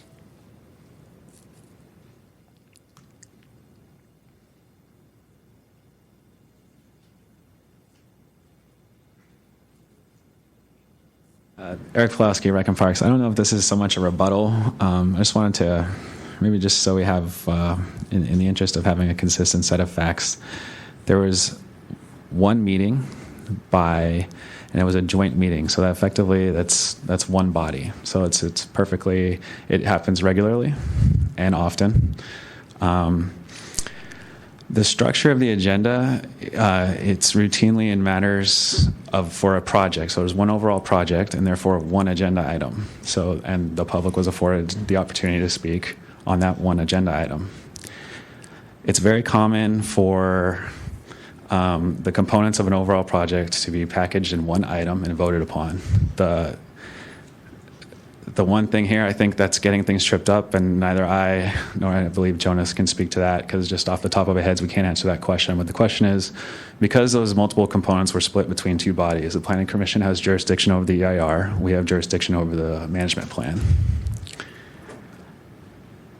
Because those were split, I think that's what's causing the confusion. And so it requires, I believe, and I don't think the Sunshine Ordinance, as it's currently constructed, fully addresses it. It requires a bit of a leap of faith to take the meeting as one meeting, to take that agenda item as one item. I'm going to submit to you that you should, and that no violation occurred. But again, I can't make that decision for you. I hope that clears up a little bit or helps a little bit. That concludes my comments. Thank you. Mr. Ionin? Probably less of a rebuttal, but in response to some of the issues that I've heard you raise. The two items in question were called together at the same time at the beginning of the hearing to accept public testimony on both of them. Okay. As a matter of course, as procedurally, whether or not this happens on a regular basis, I would contend to you that it does. It'll be a little hard to read, but off of my phone, this is an old agenda for Rec and Park hearing with the Planning Commission from November 10th, 2016. This was the last one I could pull up, or more recent one, that has several items, more than just two. that has several actions, more than just two, some jointly and some separately. So item 1A is for the shadow analysis, and so this is a joint action between the two commissions. Item 1B is a Recreation and Park Commission action only, okay? And then there's a note that following items 1A and B, the Recreation and Park Commission will adjourn and the Planning Commission will remain in session to separately consider additional items. Okay? But it's on the same project, right? The question just stop time for a second. The question becomes, it's not how you organize your agenda for these particular ways, but how is public comment applied? Public comment is applied the same way it was applied in the case in question. There was one public comment period provided for all of those various entitlements that are required. Some of those actions were required to be taken jointly. Some of them were required to be separately. When you say jointly, is it on the same, are you voting on the same exact verbiage, the same words, same codes and statutes? Yes, there are some actions that require joint action. Right, and in this particular case, was that the same case? In this particular action, it's not. But what I'm trying to show you is that in the previous case, that's not necessarily the same case. Some of the actions were separate. In fact, the Recreation and Park Commission adjourned and left the hearing room to allow the Planning Commission to further deliberate on the actions that were solely before them. Exactly. Okay, great. Start the clock again. You can finish your rebuttal. I think that's really all I had, is just to this Thursday we'll have a joint hearing with the zoning administrator, and those items are regularly heard together. There'll be a DR filed on a project, and then there'll be a variance heard. They're both under the planning department. One's the planning commission, one is the zoning administrator. He's a hearing officer. But I think what's important about some of these joint hearings is to allow the two different bodies that are assigned jurisdiction over particular cases, is to hear what the other bodies are actually thinking in their deliberation sometimes. Mm-hmm. So the zoning administrator oftentimes takes into consideration what the planning commissioners are interested in a particular project and may influence his ruling. I think the same can be said true for the joint hearing before the Planning Commission and the Rec and Park Commission, that not only is public testimony influencing their decision, but the comments and decisions made by the fellow commissioners on a different body. Okay, Mr. Borden, hold on, let's get Mr. Borden do his rebuttal, and then we can. Also, I'm providing 6 No. Stay. Mr. Administrator, can you receive those? Showing that. Okay, so the key thing here is that this 1A and 1B for the agenda items is just a gimmick. You have two commissions making two totally different decisions. They're two different items. That's the bottom line. And the thing is, the Planning Commission is supposed to be making a legal and technical decision about, is the EIR any good? Does it do what it's supposed to do? The Rec and Park Commission is making a political decision, like now that they know all of these supposed facts that are in the EIR, should we go forward with the project? Okay, so it's two different items, there's any way you slice it. Then going back to what Mr. Ionin said, you know, that the public has already had their say in the EIR and the public has been heard. Keep in mind that the last time the public said anything about the EIR was in 2012. This thing wasn't heard until just this past December. So guess what? A lot of changes have been made to the EIR. The final EIR is called the response to comments. There are many changes in there. Many of the public comments that were made on the draft EIR were never addressed in the final EIR. So they just went unanswered. And I certainly wrote a tremendous document, probably over 100 pages, of all these things combined together about what was wrong with that EIR. And my only opportunity to present that critique was to the Planning Commission on December 15th. And I had my 3 minutes. And so there were problems with the EIR, the technical correctness, and also problems with the process for the EIR and things that should have been recirculated. That's not your thing. But this was the opportunity for the public to comment on work that had been done on the EIR since 2012. So this is our only opportunity, and that opportunity was greatly diluted by having all of this public testimony mixed together, such that the few people who were speaking and making actual real arguments about the technical merits of the EIR were basically swept under the carpet by just this deluge of people mainly talking about whether they liked what the sin ramp was going to do to our parks or not. So that's really the issue here, is that the way this meeting was structured prevented the public from making meaningful comment on the EIR, with the decision being made by the Planning Commission, not what Rec and Park Commission was deciding. So that's really the basis of this whole thing. And I don't think I have anything else to say. Thank you. Through the chair, I had a question for Mr. Borden. Sounds like you've attended these meetings for some years, sometime, both departments. It seems to me overall, and I think Mr. Ionen's presentation was persuasive in that most of those agendas are pretty clearly laid out, what's happening, both commissions, both departments, one department, whatnot. Would you agree overall, first question, that on the whole they're pretty clear about what is happening and the flow of the work being done? And number two, would you say, I think what you're saying is in this case, they just wanted to sweep under the rug any chance to comment on the EIR and just combined it as a joint item, joint meeting. So there's two questions, two parts there. Historically, have they been pretty clear on how they presented items? That's the first question. Second, I think I know the answer to the second question. Right. Well, I can't.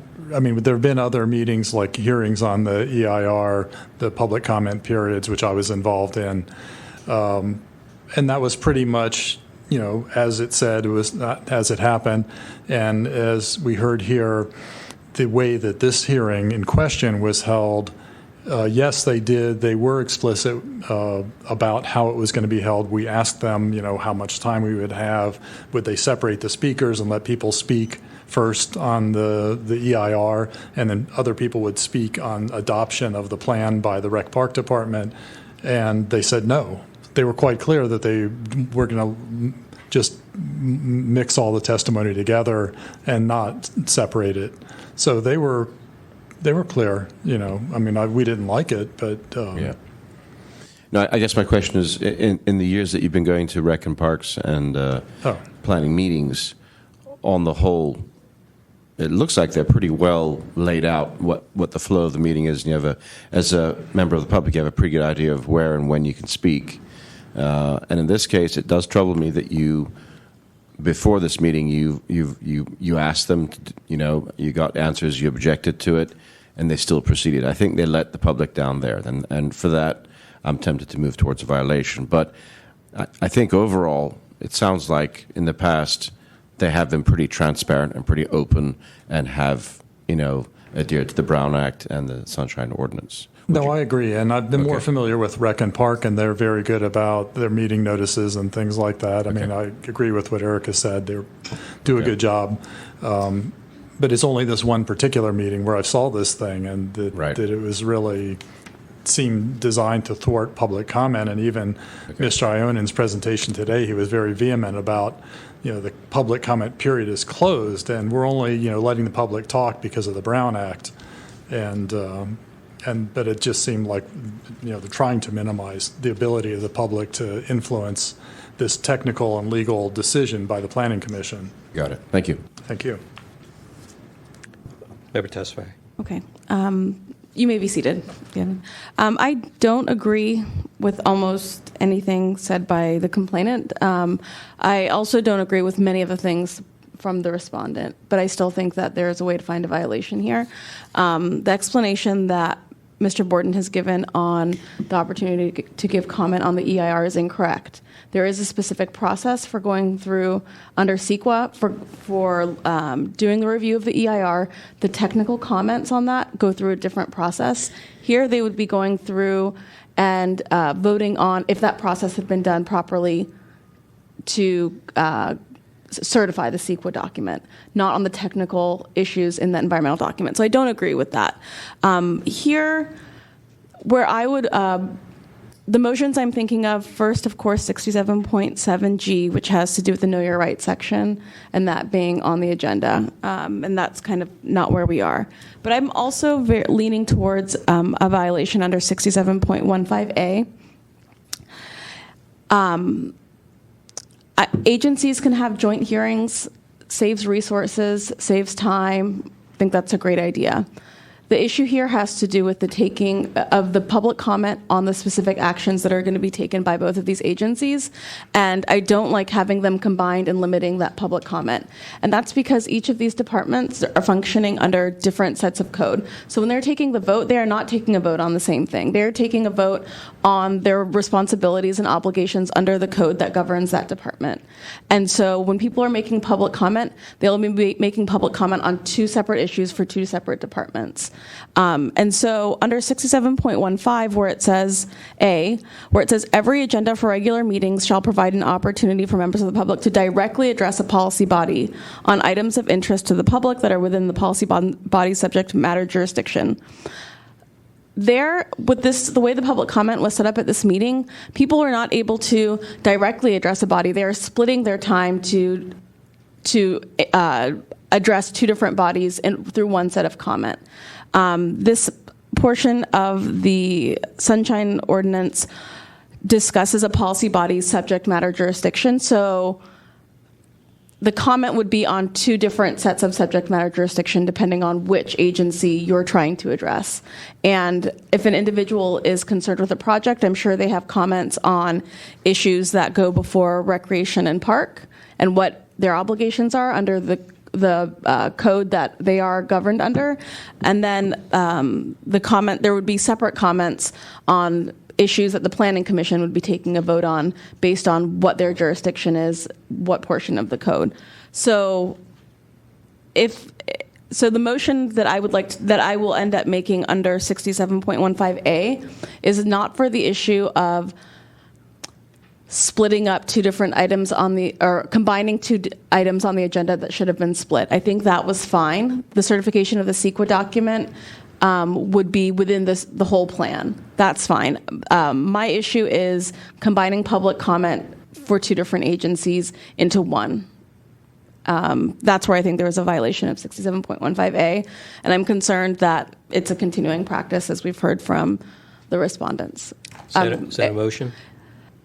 Yeah, so I would like to find a violation under 67.7G for missing the information on Know Your Rights on the agenda, and then a violation of 67.15A regarding public testimony because members of the public were not able to address each body directly. They had to combine their comment into one set of comment for both of the agencies. And the separate actions they would be taking. Okay, is there a second? Moved by Member Tesfaye, second by Member Hinsey. Your question? Just to clarify, I believe that 67.7G is regarding planning only. Oh, yes, that's against planning only. And 67.15A would be both departments. okay. Discussion. Member Eldon. Do we have a recommendation for how they should do this sort of meeting in the future? I mean, I'm not making an official recommendation, but I think the way this should have been handled was they could have had the joint hearing in order to have the resources, like if they had any kind of experts or something like that they need, or if they wanted to hear from each other. As the respondent said, they like to hear, even though I don't know if that anyway, it should be happening at the exact same time. They do like to hear from each other, but I think that they should have done public comment on these combined items, a separate public comment based on the decision under the code that governs the Planning Commission, and then they take a vote after that public comment, and then a separate public comment for the vote that would be taken by the Recreation and Parks Commission based on the action they're taking under the portion of the code that, that they are working pursuant to. That's how I think it should be done. So, go on, you can. Yeah, I mean, since it's discussion time, I mean, I still kind of feel the same way I said before, where it's like we're doing more interpretation and less like literalness of the law right now. And I would like, if we're going to go forward with this, and I'm getting pretty convinced for your two motions,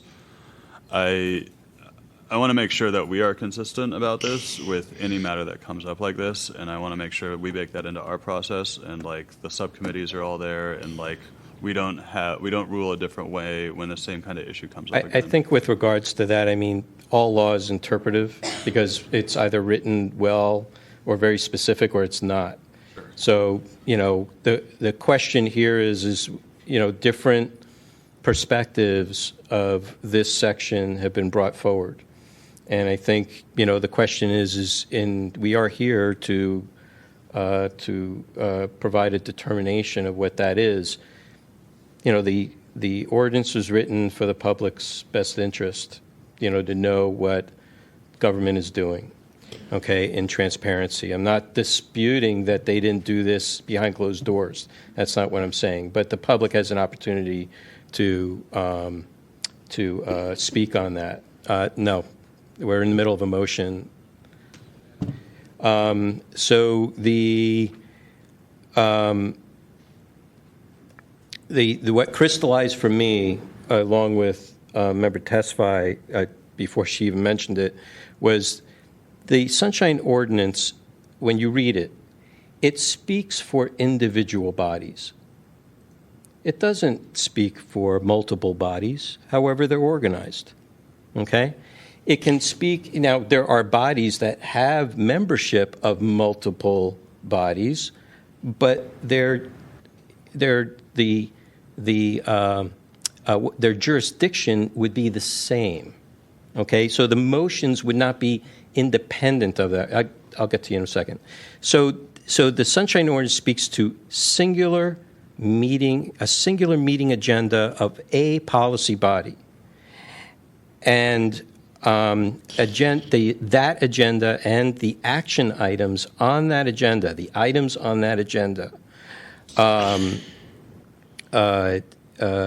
policy body must provide public comment on each of those actions.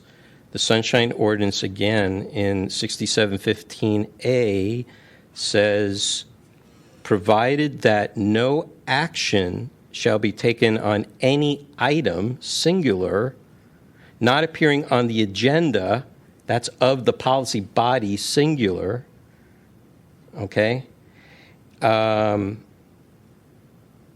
unless the action is otherwise authorized by Section 67.7E, which does not apply in this way. So, even though it's a joint meeting, they are taking independent actions. Those actions are specific to each one and specific to each one with regards to their own codes.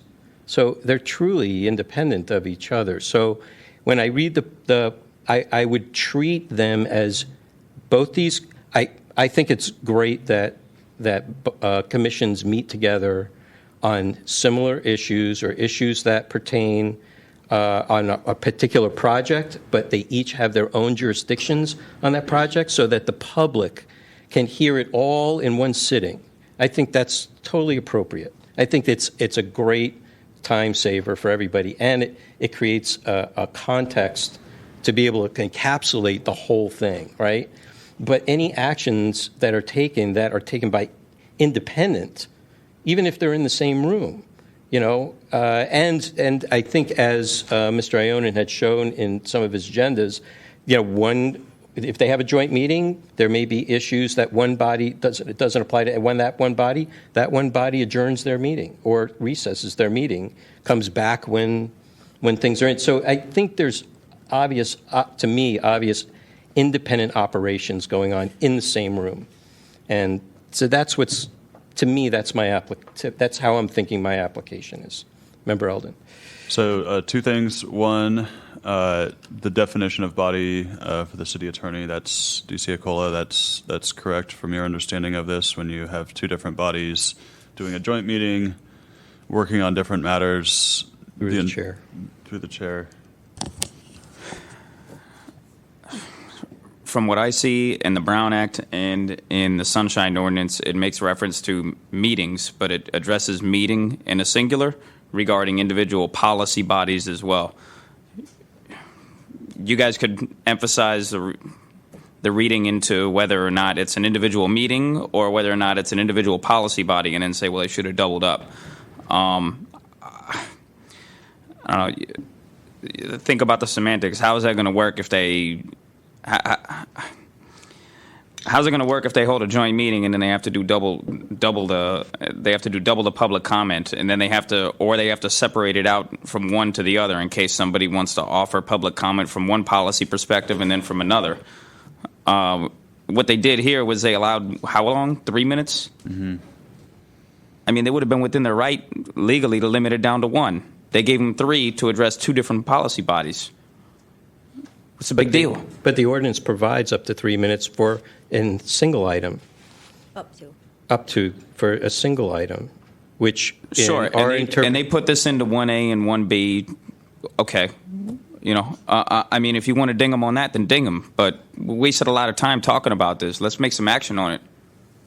Well, okay, so that was one question I had, and the other one I had was, member testified noted that this seems to have been a recurring thing where, at least my understanding was that for the other example with the Gene Friend Park shadow, it seemed like they were joining together to take a single thing like they're doing here, and so does that mean they are consistently in violation for how they're operating?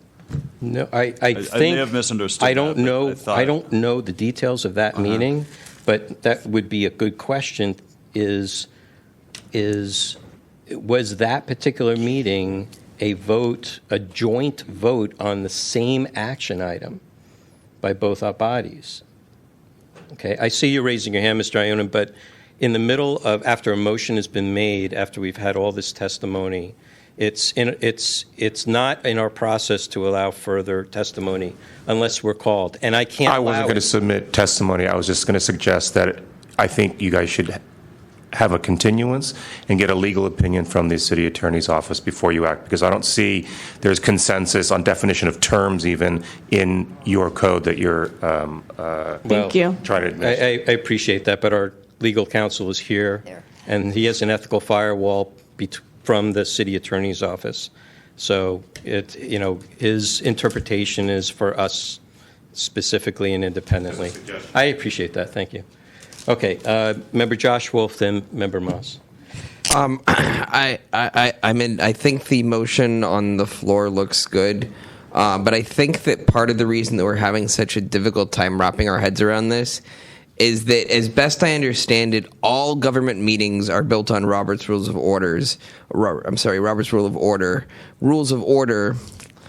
and you can't actually make this situation conform with Robert's Rules of Order, and I think that's sort of the foundational basis for where the breakdown occurs, is that, this doesn't actually compute with the way that we know meetings to function, and so once you're there, everything starts to, unravel beyond that, but I am in favor of the motion on the floor. Member Moss, and then I'm going to close the discussion. Okay, so regarding the 6715 thing, I know member Tesfaye had identified, I believe, A on that. The thing is that I'm not sure that this is a regular meeting, but a special meeting, at least with regards to Parks and Rec, they had listed it as a special joint meeting. And so I think that either doing 67.15 broadly is appropriate or making it 67.15B. Are you asking for the motion to be amended? I will after I make the second point, if that's okay. So the second thing is that I would like to amend the motion to include additionally, 67.16 for the failure to list the members of who spoke on each matter and whether they supported or opposed the matter in a brief summary of each person's statement. For which body? For both. Okay. And so I would move to make those. Should I just make a motion in that regard? Is that the Yes. appropriate thing? So I'd like to make a motion To amend. to change 67.15A to just 67.15, and then to add 67.16. So you're just taking off the A of 67? Yes. Okay. It's the whole section. Okay, that's fine with me. No, this is an actual motion on the floor, so there needs to be a second. I thought it was an amendment to mine. Right. So under Robert's rules, when there's a motion on the floor and there's to be an amendment on the motion, okay, there should be a formal motion to amend the original motion. There's a motioner, there's a second, then there's there's comment on that particular amendment. And then if that amendment passes, then the primary motion is now amended, and then we vote on the new. Or take public comment on the. And we take public comment on that again. Okay? So. Through the chair, if it's made as a friendly amendment, could that not be? No, I'm not going to do a friendly amendment because Yeah. this is more on actual violations. I think it has to be appropriately done according to process. Okay, so we have a motion for this amendment by Member Moss. Is there a second? Second. Second by Member Josh Wolf. Okay. Is there any comment on this amendment? Okay, public comment on the amendment. Do we need to take public comment Yes. on the amendment? Yes, public comment on the amendment. Point of order. He spoke on behalf. I'm not sure he can. But this is now just on the amendment. Yeah, so- this is just on the amendment. It's not general public comment on the motion. You won't be able to speak on the main motion. But he spoke. I mean, he spoke on behalf of the complainants. Well, that's true. I guess we should. Do you agree? Everybody agrees? Okay, since you were a witness and you spoke on behalf of a party, the process prohibits you from speaking in public comment because you. But I'm speaking on the amendment that he's. I understand proposing. that. And I didn't know that before. No, I won't allow it. Hold on. Yes. It seems to me that this is actually a procedural change and not on the content, and therefore he's not a party to the procedural change and should be allowed to public comment on the procedural change. Okay. It doesn't sound like everybody is on the same page as that. Okay? So I would ask then if you want to make a motion to allow this to happen, then I would say do that. Because otherwise I'm going to rule, and then you can appeal my ruling. I don't feel strongly enough to make a motion. Okay. So I'm gonna say that that since you are party to the procedure with regards to having been a witness or a person that spoke on behalf of a party. You have a position on this particular matter. Well, actually, I don't, because they're two intrinsic, different, independent policy bodies that he is amending. But I understand I understand you want to make a comment about this, but it's not a regular practice to allow parties who spoke on behalf, witnesses that spoke on behalf of a party, to speak in public comment. That's just our procedure. That's not your. That's our procedure. That's your procedure. Yes. Okay. Thank you. Is there any members of the public that want to provide public comment on the amendment? Okay, seeing none. Please call the roll on the amendment. Wait. So this is, sorry. This is an amendment to add to amend the proposed amendment to include 67.16 and to change the proposed violation of 67.15A to remove the A to be 67.15. This is on the amendment to the motion only. Weren't there two parts to this? No. Yes, he is accurately describing it. If you want to make it even more simple, my recommended motion mirrors the Compliance and Amendment Committee's recommendation. Okay. So it's written. Yeah, so it's actually written down in the agenda. Okay. On the motion to amend Member Tesfa. Aye. Tesfa, aye. Member Moss. Aye. Moss, aye. Kanata, absent. Member Fisher. Aye. Fisher, aye. Member Hinsey. Aye.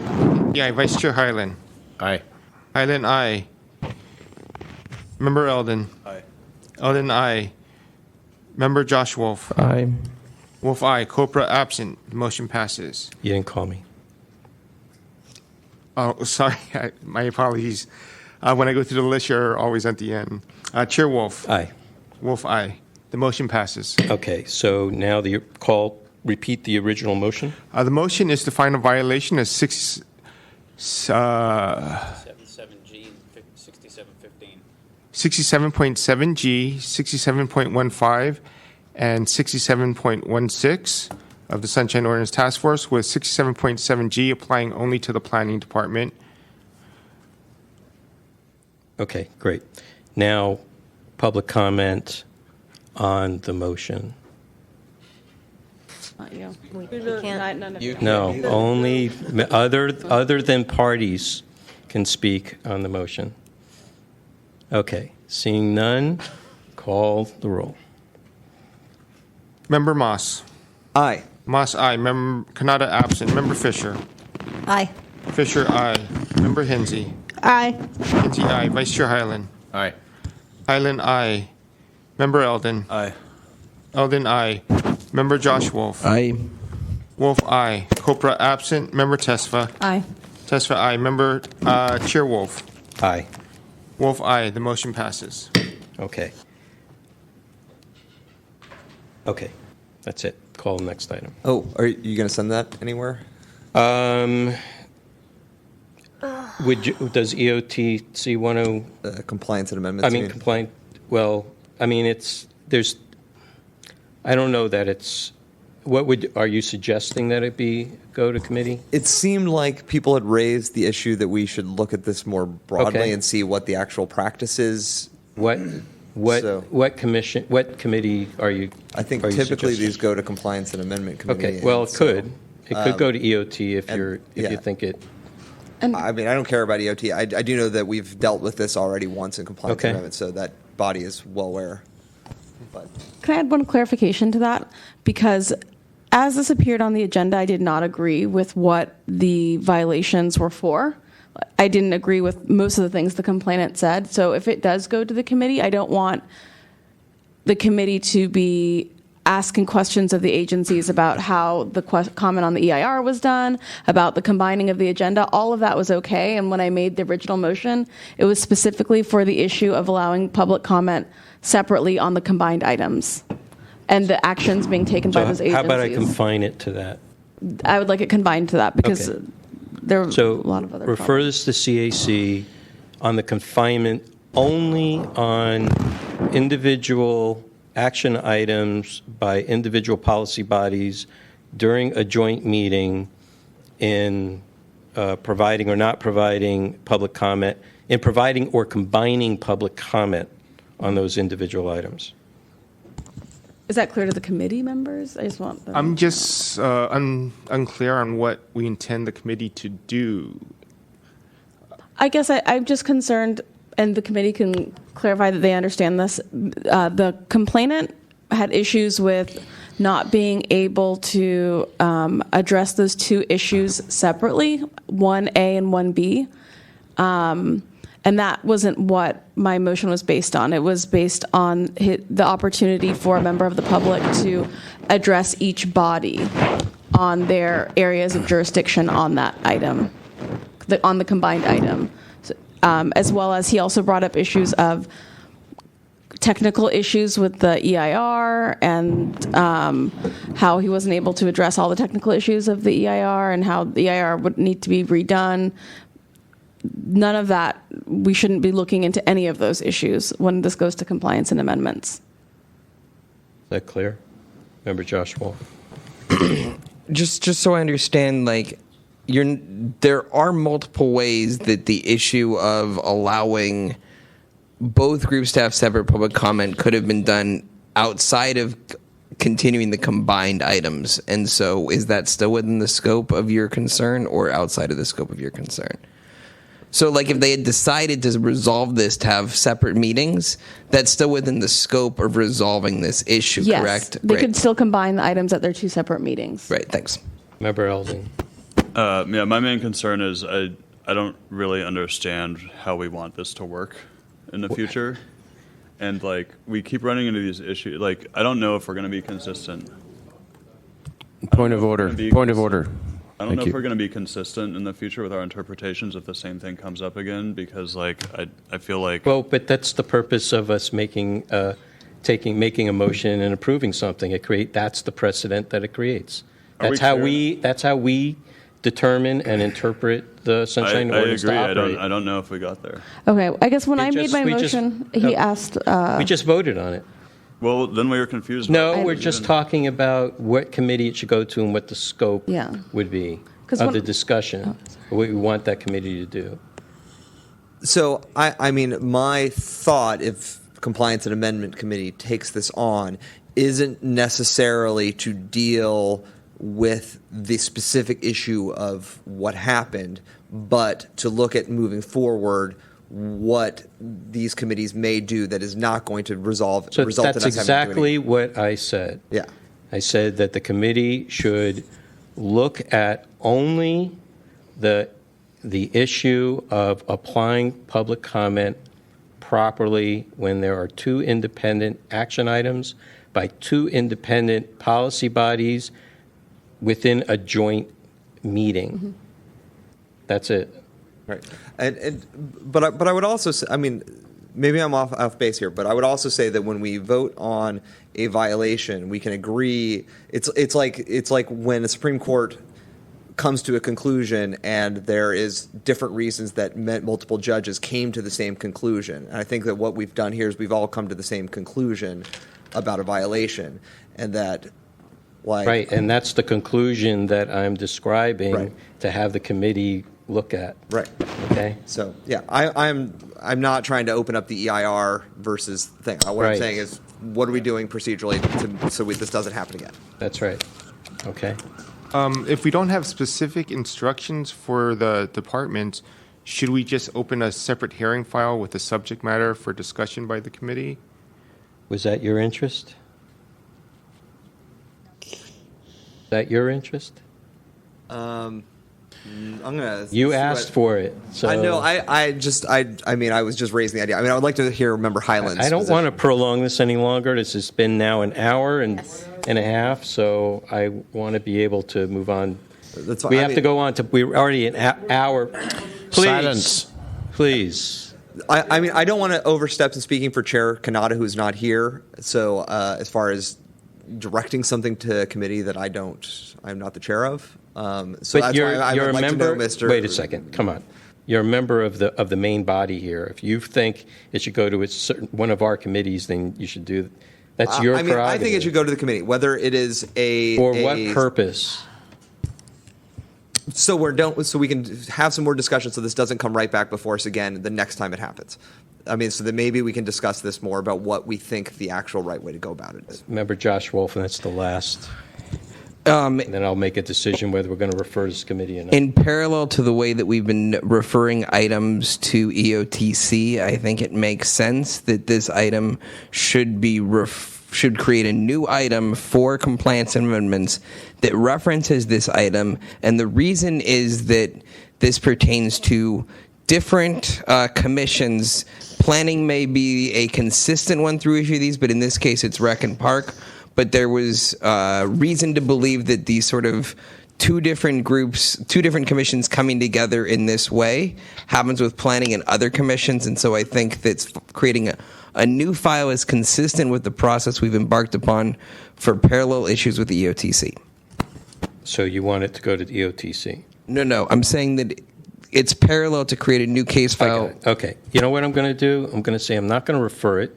If any committee wants to take this up as an issue, you can agendize it and have a discussion. And if you want to report back to the task force here in a regular meeting about what you found, have a discussion about it, more than happy to do that. But I think we've prolonged this item beyond what it should be at this point. So I'm not going to make a recommendation at this point, okay? All right. We need to do general public comment. I'm going to call that. And then we're going to take a 10-minute break, and then we'll continue. So next item, please call general public comment. Next on the agenda, item 6, public comment. Members of the public may address the Sunshine Ordinance Task Force on matters within the task force jurisdictions, but not on today's agenda. Are any members of the public? Yes. I think this is a lame duck task force. You guys have a city attorney here, and yet you're playing schoolroom here, trying to educate yourself and deciding what you should do in front of the public and in the public's time. I mean, that's ridiculous. An hour and a half on one item. It was clearly two distinct independent bodies, and that could have gone forward if it was a joint planning and recreation department. That's the only way it would have worked with the public comment combined. So it's just amazing that you're so dysfunctional. You should have got that done in a half hour at the most. You've got a city attorney here. On your own time, educate yourselves about the Sunshine Ordinance Law and the Brown Act. But to do it in front of us, when your motion takes so long, that in itself is not public comment friendly. Just like this last case we heard. Your idea is to be user-friendly. Have the people come in here and talk about one item. You don't combine them. They're two distinct, independent bodies that have different codes and different rules. And it only benefits the project sponsor who can lobby at that one meeting and get his special interest and get his claws into both sides. And bada boom, bada bing, before you know it, the project's approved, and we're stuck with a garbage environmental impact on our neighborhoods. If you can streamline your decision making and not be so pedantic about every little point, and respect the fact that people here have to pay for parking, people here have other things to do, and the violation should be coming like this. I mean, this is anything goes, nothing happens, la la lawyer land here. People completely tuning out of any type of connection with their government or having any belief in the government is ever going to do anything that is reasonable or within their community. People just don't come to these meetings anymore. You're burning them out. Thank you. Thank you. Are any other public comment? Seeing none, public comment is closed. We will recess till 6:30. Come back into order. The next item on the agenda is item number 4, file number 17025, complaint filed by the San Francisco Urban Forest Coalition against Michael Ng, Jonas Ioan, Christine Silva, Planning Department for allegedly violating Administrative Code Section 67.24C, 67.25, and 67.34 for the failure to respond to immediate disclosure requests in a timely and/or complete manner. On April 25th, 2017, the Complaint Committee referred the matter to the task force with a recommendation to find violation of 67.21A by failing to respond to a public works request in a timely manner. Jurisdiction? I'd like to make a motion to find jurisdiction. This was a complaint filed against the planning department for public records, and so it falls under our jurisdiction. Second. Moved by Member Tesfaye, second by Member Hinsey. Any discussion? Any public comment? Seeing none, can we take this by acclamation? Seeing no objection, item is approved. I can give a brief summary. We heard this complaint at our last complaint committee meeting. The petitioner was looking for personnel records on a specific individual. The complaint here was filed under Section 67.24C, 67.25, and 67.34. So 67.24A has to do with governing specific types of documents, and 67.24C has to do with personnel information and gives us some specific guidelines or requirements as to what types of documents are not exempt from disclosure. The next portion of the ordinance that this complaint was brought pursuant to was 67.25 with the 10-day period for a response. And then as well as 67.25D.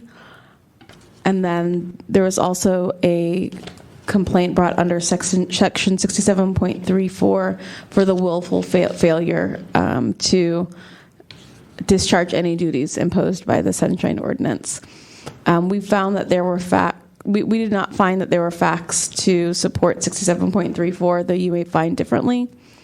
We also didn't find that there were facts to make the complaint that the let me look at my notes about the response time. We did find that there was a violation of the response time. There had been a specific reason for why they needed an extension. They went beyond the extension, but the specific reason that the department gave, we agreed with. So you'll be able to hear about that. They were conferring with legal counsel as to how to perform certain redactions. Okay. Complainant, Mr. Okay. Grossman. Timeliness of the response. Was an IDR filed on March 10, response due March 13. Planning Department actually started on March 10 and delivered the last half of the requested documents on April 5th. That's 26 days. So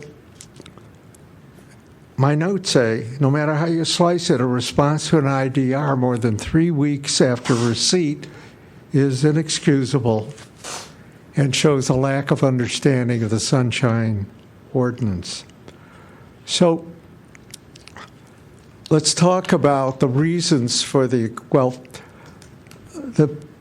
person in charge of records at the Planning Department, Christine Silva, actually had them on March 15 and March 16. And if I understood she met with the city attorney in between, then she would have had a pretty good idea of what to redact and what not to redact. Couldn't have taken more than a half hour or an hour. But she didn't send any of the documents. There were 78 in total, and many of them didn't call for redactions at all. And the Sunshine Ordinance requires that these responses be made on a rolling basis when the department in question has them available for the requester. So nothing happened between March 15, actually March 13, which would have been a better day to start, and almost 3 weeks later. So timeliness, but it also goes to the issue of the 6734, the deliberateness of the delay, because Ms. Silva is very familiar with the rules. I've worked with her for years, and my guess is that if she had let the person, the manager of human relations in the planning department, go through them first, he would have picked up the redactions, and I would have seen them probably 2 weeks or 3 weeks sooner. The fact is that that's part of his job. That's what the ordinance says. It is part of every custodian's job to respond to records requests. As far as the use of the city attorney, as I just mentioned, it didn't take a week. If you needed it at all, it shouldn't have taken more than an hour. I provided Ms. Silva with a copy of 6730, 25B. No, this is where my memory, 6724C1, which makes it clear what should be redacted and what shouldn't. So there was no other reason to delay it. The real delay was taking 2 weeks to meet with Ms. Haw and her labor representative. They had 3 meetings with them, which is entirely outside what you do when there's a records request. You don't meet with individuals who might be involved as subjects of the request. There's nothing in the law, CPRA, or the ordinance that permits extra time to be taken for that. So it seems to me, without dwelling on it much longer, that taking as much time as you think you want or think you might need, knowing that you have a response due within a day and a half, suggests to me that it's a deliberate, willful failure under the provision of 672034. Thank you. Are there any persons or witnesses providing any facts or evidence on behalf of the complainant? Seeing none, respondent, 5 minutes. Good evening, Chair and members of the task force, Christine Silva, planning staff. On Friday, March 10th, the planning department received an immediate disclosure request from the complainant requesting personnel records for one of our staff. The following business day, we invoked an extension due to the need to consult with another department. We immediately determined we would require guidance from the city attorney's office as well as human resources, since our office rarely receives requests for an entire personnel file. The nature of the employee's privacy interest in their personnel files is a very sensitive one, and we wanted to be very careful in reviewing the files. In addition, we contacted the affected employee as a courtesy and also began collecting records directly from our own HR staff. On Wednesday, March 15th, our HR staff completed collection of the records, and we consulted with the city attorney for review of those records. During this week, we also met several times with this affected staff person and her union, Local 21, as she had concerns, per her request, as she had concerns regarding disclosure of private information.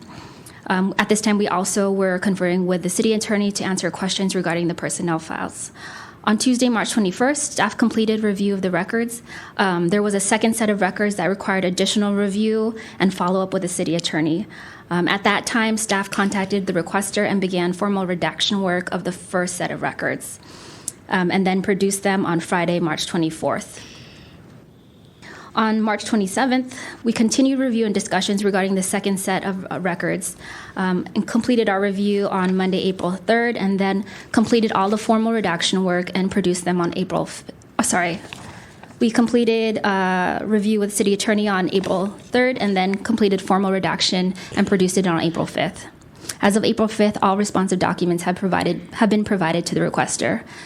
As stated in the Complaints Committee meeting last week, the department acknowledges that we exceeded the time limit allowed.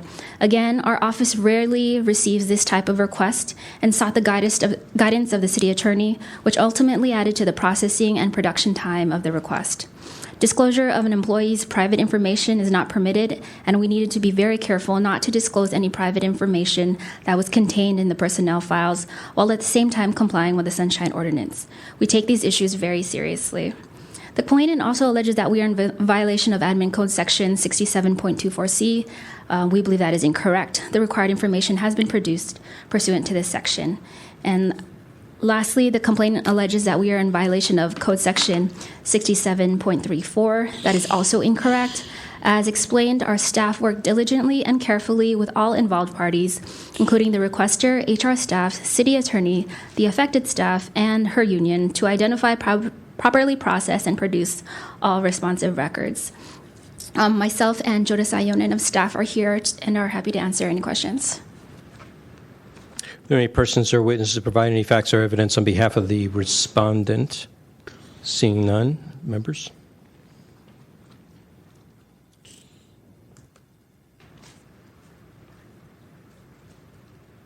So one thing that I was present for the complaint committee, one thing that I noticed with regards to redaction or information that's to be withheld was citing 6726, which discusses about records that are to be withheld from disclosure, that should be masked, deleted, or otherwise segregated, and so forth. And this work, it states, and I quote, "This work shall be done personally by the attorney or other staff member conducting the exemption review." And so with regards to, the time it took to do it, and that the, as far as the redaction time factor, I think that it was appropriate that, because even in 6725, it states that the city attorney, well, actually, it actually just states the city attorney may inform the requester of the nature and the extent, to kind of question the requester why they want the information, to understand whether things should be redacted or not. It's kind of what it says. That doesn't really apply. 6726 is really was my focus on this, because it said this work shall be done personally by the attorney or other staff member conducting the exemption review. So yeah, that was kind of my point around the tardiness. I think my bigger concern was that they were withholding the entire record under 67 under an IDR and didn't provide any information that could have been released in part or in whole that didn't need to be redacted. So those are the points that I notated. And can I? Yeah, go ahead. Never touch that. And to add some clarification to what Chair Wolf is saying, it was explained at the complaint committee that there were 3 different types of documents that they knew from experience could be released, documents that there was also a pile that were documents that needed legal consultation and to be redacted, and then I think possibly even documents that could not be released. And so they should, what Chair Wolf is saying is that the first section, the ones that they knew didn't need redaction, those could have been released, and that's the only area that we were able to find a violation. Mr. Grossman has made comments that, the petitioner has made comments that, only a few items ended up being redacted as part of those redacted documents. It shouldn't have taken so long. To that issue, when an attorney is doing redacting documents, they still are under an obligation to review the whole document. If under their analysis of that document, nothing should be redacted, then of course they'll let it go. But they still have to take the time to do that whole analysis and determine, they don't want to withhold too much. They also don't want to release something that needs to be redacted. So it isn't really telling on how long it would take to redact certain documents. Even if nothing was redacted, if there was a question, the attorney has to go through the whole document and determine that. So. Any questions? Any questions for any of the parties? Did you want to say? Yeah, I just have one clarifying point. We did need to apply redactions to the first set, so we did redaction work on both the first set and the second set. Okay, thanks for the clarification. Just if I may, just to further clarify, it wasn't as though we separated those into 3 different piles. We provided the entire file to the city attorney's office. They separated them into 3 different files, where this first pile was, these are the redactions that need to be made for this first set that can be released. The second set was, we need to confer with legal counsel internally further whether or not some of this information needs to be redacted. The third pile was, they knew could not be released. So just for clarity, it wasn't in an internal, it was all through the city attorney. Okay, great, thanks. Okay, seeing that there's no discussion or any questions, let's move to rebuttals. Planning department first, Mr. Grossman. No rebuttal? Okay, sorry, Mr. Grossman. Rebuttal. They declined. The packet you got contained all 78 of the records. I can assure you, looking at the pile of them, which I've done page by page twice, you have multiple forms with the same, each one is separate. Another document, another document, another document. The idea that you send them to the city attorney who spends a week doing this and not having somebody who is supposedly conversant with the Sunshine Ordinance, particularly those relating to personnel information, doing that. The request itself said, redact personal information. I know it's not supposed to be given to me, but then you sit down and spend 2.5 weeks or 2 weeks meeting with the employee involved and her labor representative. On whose clock was that? I'm entitled to get these. If they had let the manager of their human resources department do his job, he would have done it. He had the roadmap, 6730, 34C, 1 or whatever it is. It tells you exactly what you can do with personnel information. So this is all a bunch of hogwash. What it is I spoiled them because I've made a number of requests. Ms. Silva has asked me to come down several times to pick up CDs with records on them. She has sent me bundled CDs out of order in zip files, and I have a Mac, and believe me, it's hard to unscramble them. In fact, I've had help doing it. So they're spoiled because I've never taken them up here before. But there's no need to have a custodian of records who's not the custodian. That's her job. She's got a manager 3 classifications. That is supervisory, and it's very well paid. And if she can't figure out what the ordinance requires, then I think that somebody else should address the problem.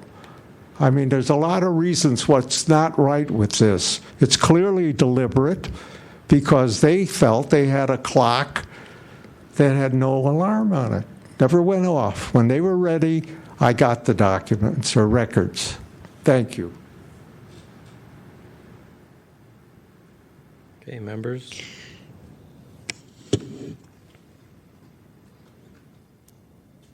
Is there a motion? I just want to make one comment. Sure. With that clarification of the 3 bundles of documents, it sounds like I misconstrued the fact that there was a portion of documents that could have been immediately turned over. That I thought the 3 piles were different. So I'm not sure now, even if I could support a violation of 67.21. Why? Because they invoked the extension, and I thought that the the violation would have been that they should have provided documents on a rolling basis, beginning with, within that time period, that, initial time period, the documents that could be released without any redaction, any additional review. And apparently that pile did not exist. Right. So you're saying not 6721, but maintaining 6725. Wasn't this 6720? Was this an IDR? It was an IDR. But if the extension, anyway. Well, but the extension is 10 days, okay? And within the 10 days, something should have come. With regards to redaction, again, I refer back to 6726, where it says, information that is exempt from disclosure shall be masked, deleted, or otherwise segregated in order that the non-exempt portion of the requested record may be released and keyed by footnote or other clear reference to the appropriate justification for withholding required by 6727 of this article. So, I mean, the point is that I guess the question is, this is one big file. The respondent is saying this is one big file that they sent to the city attorney to determine for what parts to be exempted. The complainant, the petitioner, is saying that it's not, that there are multiple documents, and that each document should have been reviewed independently, and when each document was available for release, and some documents weren't redacted at all, those documents should have been released immediately, and that should have been incumbent upon the custodian to identify. I guess my concern is that just because something is not redacted on a document doesn't mean that an analysis did not need to be done, that something should be redacted. Does that make sense? So this is a personnel document. It's like, personnel documents are ones that often include things that need to be redacted. They might not, but each of the documents would need to be reviewed. Which is why because it's a personnel right, document, and which is why I suggested 6726 because that provides that it's got some implied time frame. It's not specific, but the implication is that as you're redacting, if there's a bunch of documents that are now not needing to be redacted, then release those immediately, and that's what the rolling basis part is for. But here, the entire compendium was held up for a long period of time, and I think that was So each of the buckets, like the first bucket, that needed to be reviewed in Right. some way, but not internal, additional legal, that could have gone out. Right, on and the rolling petitioner basis. is basically saying that even just the custodian, an HR person, should know what needs or what not needs to be redacted at most basic of level. And so that was kind of the thing. I mean, we found in the complaint committee, it was, based on a timeliness matter. Now, I didn't respect it with regards to three piles or three sections. But frankly, if the city attorney did separate it into three piles, they could have said, okay, here's one pile ready to go, send it out, and we're still working on the other two. And when I'm done with the second batch, you'll get them, and then you can send it out. Mhm. Instead of it all, happen to be waiting. Yeah, So, that makes sense. that's kind of the crux that at least was going on in my head. That's all. Oh. All right. Any questions, clarifications? Motion? Is there a motion?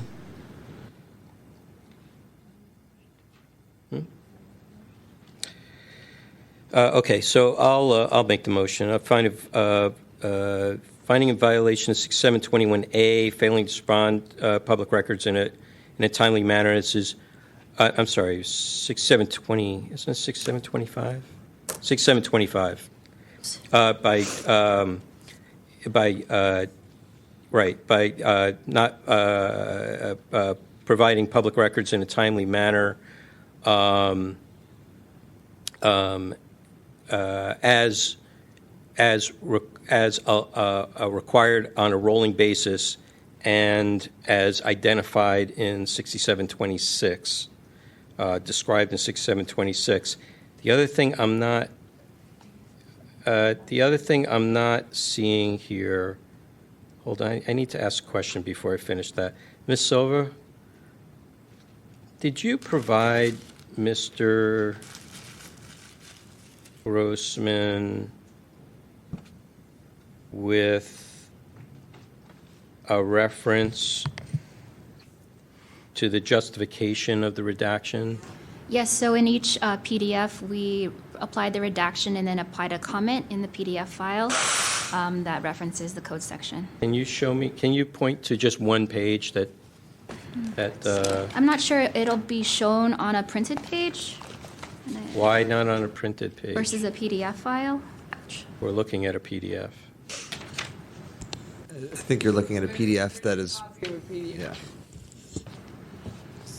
So I don't see that the comment icon is showing on, like, for example, page 565. But if, for example, you opened up this PDF on a computer, you'd see a comment box, like a little Post-it, I believe. And then if you click on it, it shows the So code it's section. Metadata. I don't know. Okay. It's just like a sticky note within a PDF, and it's just the way that it's been inputted into our system. It doesn't carry over. All right, but that's only available in the PDF? That's not available in a printed format? So if I'm you not sure. We requested produce these as PDFs, as email attachments. Okay. And so at that point, we felt that was Okay, so you responded. Okay. Mr. Grossman, let me just ask you a question. When you received these documents, did you see the notation that Ms. Silver was talking about? No, couldn't understand her.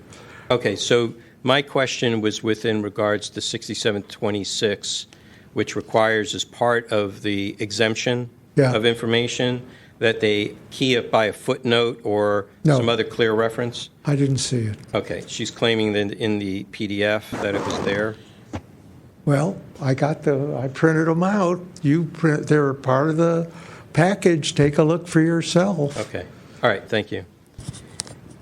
But I have to ask you a question. If they can wait 26, 25 days and spend time, at least 10 days, 12 days, holding the hands of the employee whose records were requested and her labor representative, did they not recognize that they had an obligation to get these records to me? Sure they did. So the fact that they did wait means that it was a deliberate action on their part to deny me access for that period of time. Thank you. Okay. All right. I'm going to move to find a violation of 6725 with regards to timeliness and not providing documents on a rolling basis. Second. So moved by Chair Wolf, second by Member Tesfaye. Any discussion? Have we had rebuttals? Oh, I'm sorry. Yeah, I think Yeah, my bad. I believe you. Oh, we did rebuttals. Provided rebuttals. Yeah, we did already. rebuttals. Okay. Yeah, I'm sorry.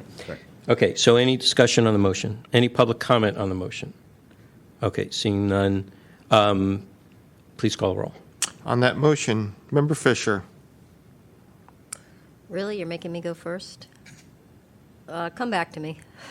Member Hensy. Aye. Hensy, aye. Vice Chair Hyland. Aye. Hyland, aye. Member Eldon. Eldon, aye. Member Josh Wolf. Aye. Wolf, aye. Copra, absent. Member Tesfa. Aye. Tesfa, aye. Member Moss. Aye.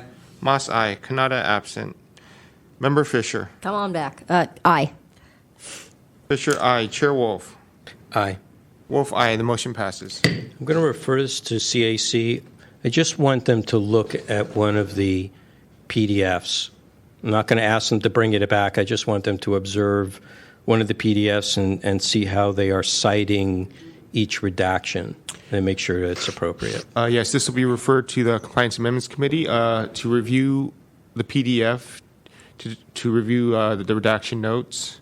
Right. And are you going to require the parties to attend those meetings? No, there's no requirement. I just want them to look at it and make sure that it's the form.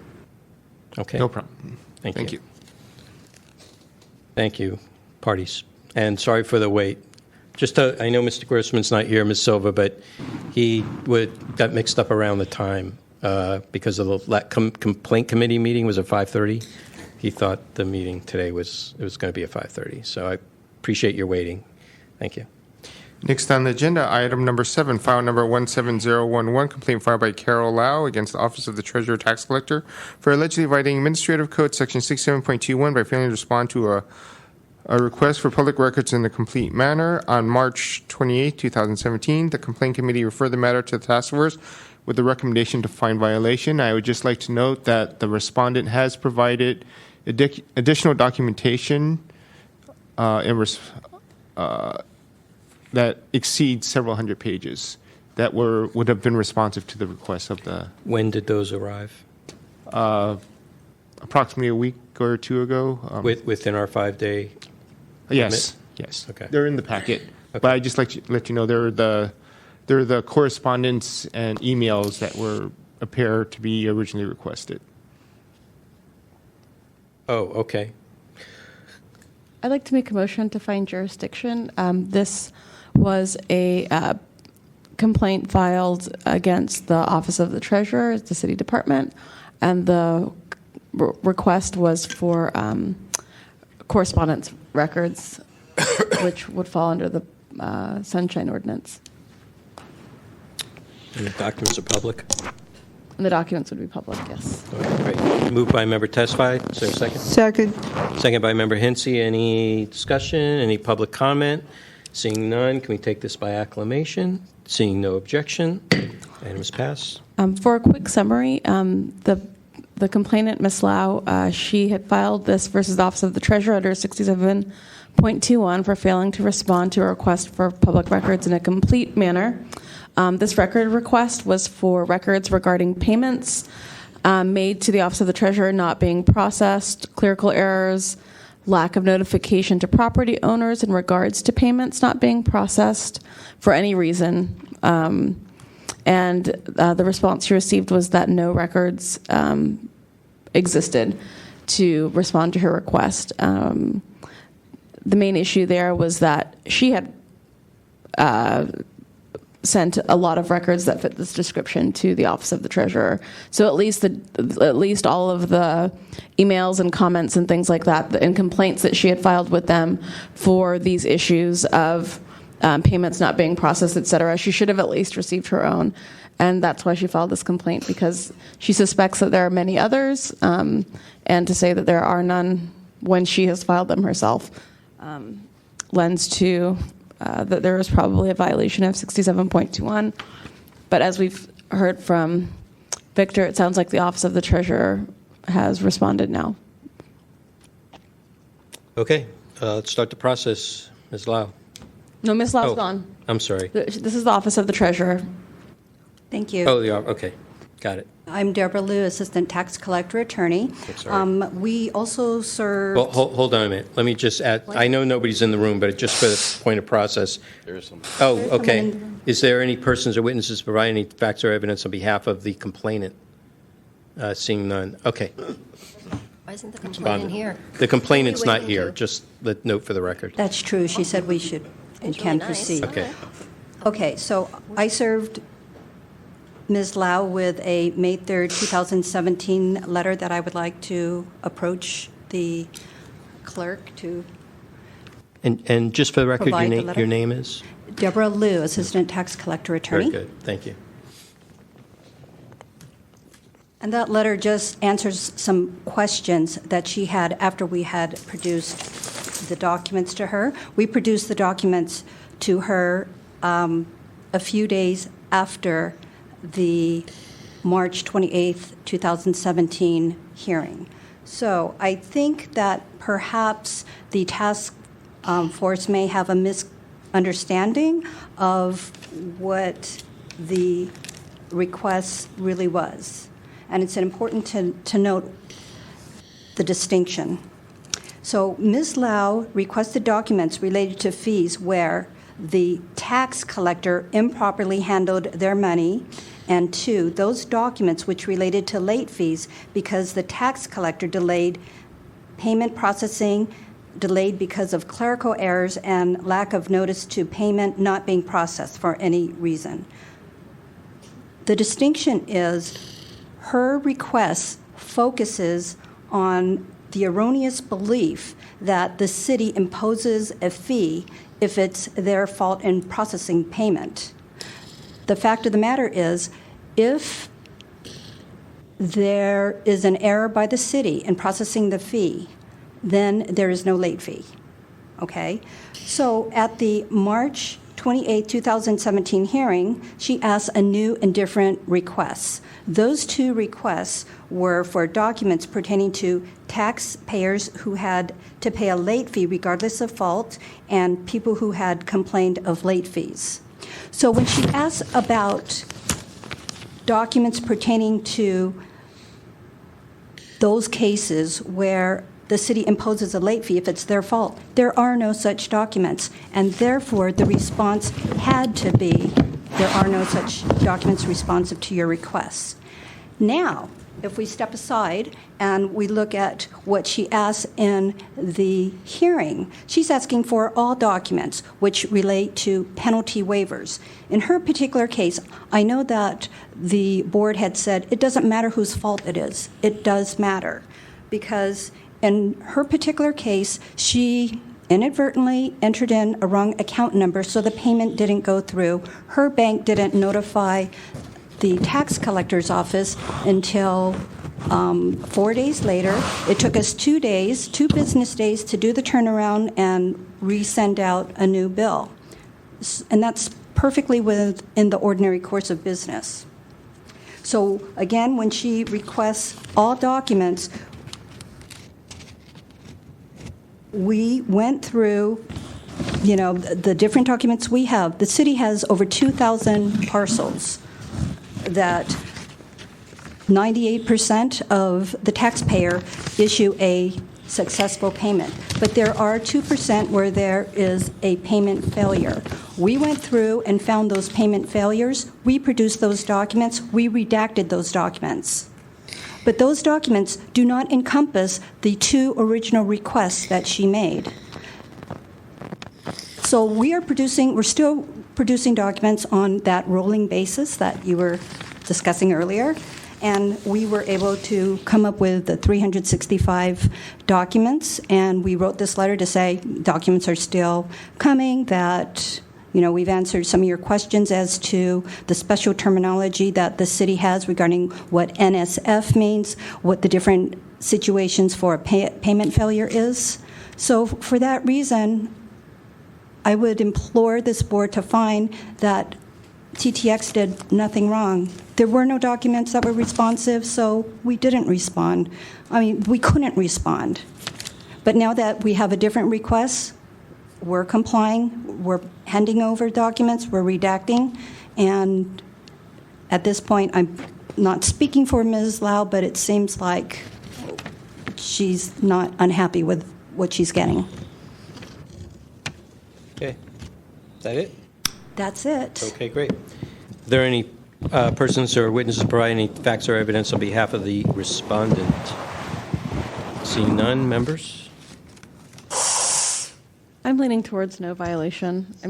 There are technical issues here. I wish there had been maybe more help for Ms. Lau, but her request was for something. There were slight inconsistencies with her request, and now it sounds like she's getting the information that she needs, but what she requested was slightly different from what she actually wanted. The intent of what she asked for is not really with us. Yeah. It's really just the request, whether the request, the consequences or the results of the request have followed the ordinance appropriately or not. Yeah. The only time intent comes in is with regards to exemption of. I agree. I'm just saying that what she asked for, the response that she received was correct. She put the wrong, her request was worded incorrectly. Now Was that request before us? That first request? That they're claiming that it's not responsive? That they didn't respond to? I mean, they provided 400 pages of record based upon some request. Wasn't that the request that was before us?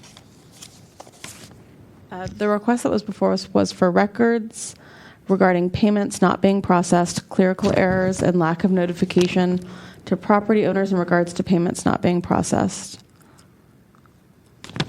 And are these 400 pages responsive to that request? I don't know what's in I can't say about the 400 pages, but.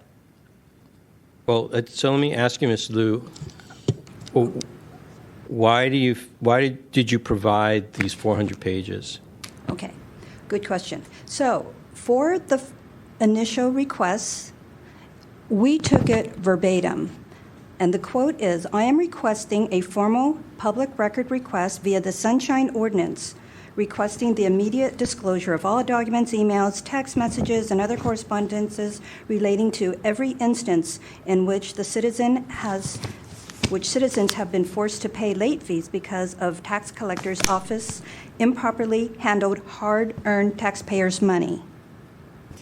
Okay, but the documents that we responded to is phrased differently and is different because it doesn't say fault of the mishandling by the tax collector. It says, the first thing in the record that we read from the hearing was, I requested the tax office to give me records about any records, call logs, emails, anything, tax property payers who had to pay a late fee regardless of whose fault it was. And the second request she made at the hearing was, I want phone logs and records of people who have complained the fact that they got charged with a late fee. Because it's broader, we actually had responsive documents. And that's why we are able to produce those documents. And those documents, as I mentioned, are not responsive to the first request. Okay. Member Josh Wolf. I think the first request is interesting because if there weren't this word improperly handled hard-earned taxpayers' money. What page are you on? I'm on page 270, last paragraph in bold. The request does this interesting thing where it actually requires you to go through these records to decide whether this was improperly handled or not improperly handled. And if you determine it wasn't improperly handled, technically that's not a request being asked for. But I'm also not sure that the agency is in the proper place to determine whether they acted improperly. So it's a problematically written records request, and so to some extent I'm not trying to deal with that. But if we ignore the improperly handled part, and I think that really would be the best course of action for an agency to do, there certainly must be some documents that pertain to the subject matter that, in your opinion, were properly handled. And to add to that, there is also the other request, which I would like Ms. Liu to speak to, the January 31st request, which said, I would like all records in regard to late fees being issued to property owners due to lengthy processing times, possible delays in payment processing, clerical errors, and lack of notification to property owners. What the hell was that? I'll be under the desk. You tell me when it's over. Someone Google North Korea? I'm sorry, I was distracted by Excuse me. gunshot. The police commission is next door, so I think we're well represented. Yeah. If somebody will come in and let us know. Okay, so... Okay, in regards to payments not being processed for any reason. Okay, so how I read this is an elaboration or redefining mishandling, improperly handling due to lengthy processing times, possible delay in payment. But it doesn't say mishandling. It just said I know, for but when any I reason. read it, right, that's what it's due to lengthy processing times, possible, and this is in light of what, it was like a clarification of the first one. So it still, to me, defines what the mishandling is by breaking it down to lengthy processing times, delays in payment processing, clerical errors. And then you read, and lack of notification to property owners in regards to payments not being processed for any reason. So that last category is, how do you prove a negative? I mean, you can't. You either have a notice or you don't have a notice, but you don't have documents regarding a lack of notice. But that's, like I said, if we were to still read this more broadly, we have now complied, because that would include the documents that are in the third and fourth requests that was made at the hearing. That was the clarification that didn't have the restrictive language. And I'm not so sure that we should be broadening or rewriting a request that's given to us if we don't know, what. It's not that it's vague, because it's not vague, but it's like every time you get a request, am I supposed to open it up and be broader than that which is requested and guess at what they want? Well, you should be helpful to you should provide assistance to the requester to find out exactly what they're looking for. And we did. We offered. She didn't respond to Ms. Proffitt's emails. Oh, okay. Because what I'm reading is a response to Ms. Proffitt's email from Carol Lau on January 31st. Was that the second one? Was she from Carol Lau to Stephanie Proffitt? Well, Ms. Lau wrote to her, emailed her, and said, happy to talk or something to that effect, and she got no response. So then she came out with the response that she wrote, that there were no responsive documents. Right, and then after that, there was a response from Carol Lau to Stephanie Proffitt. January 31st. January 31st. It's if you would like to look at the packet, it's on page 271. And it's notated on page 276 in legal counsel's notes, memorandum.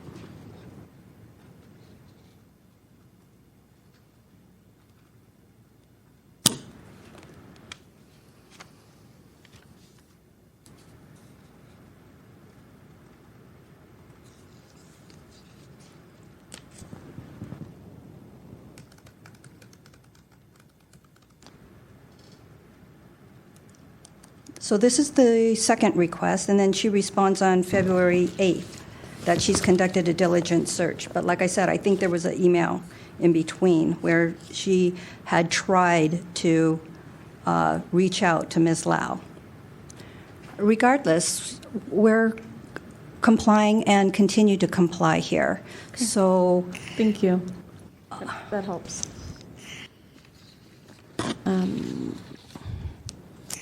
Okay. Anything else? Should we move to rebuttals? Okay. Seeing that the Ms. Liu, you have first to have a rebuttal if you have anything to rebut. I think that there's just this misconception that the tax collector imposes fees if it's their fault, and it doesn't. And since it doesn't, there were no responsive documents. And that's how we responded. However, when we get the request that is broad and we do have documents, we do everything, go overboard, and we comply. And that's what we did. That's what we're continuing to do. And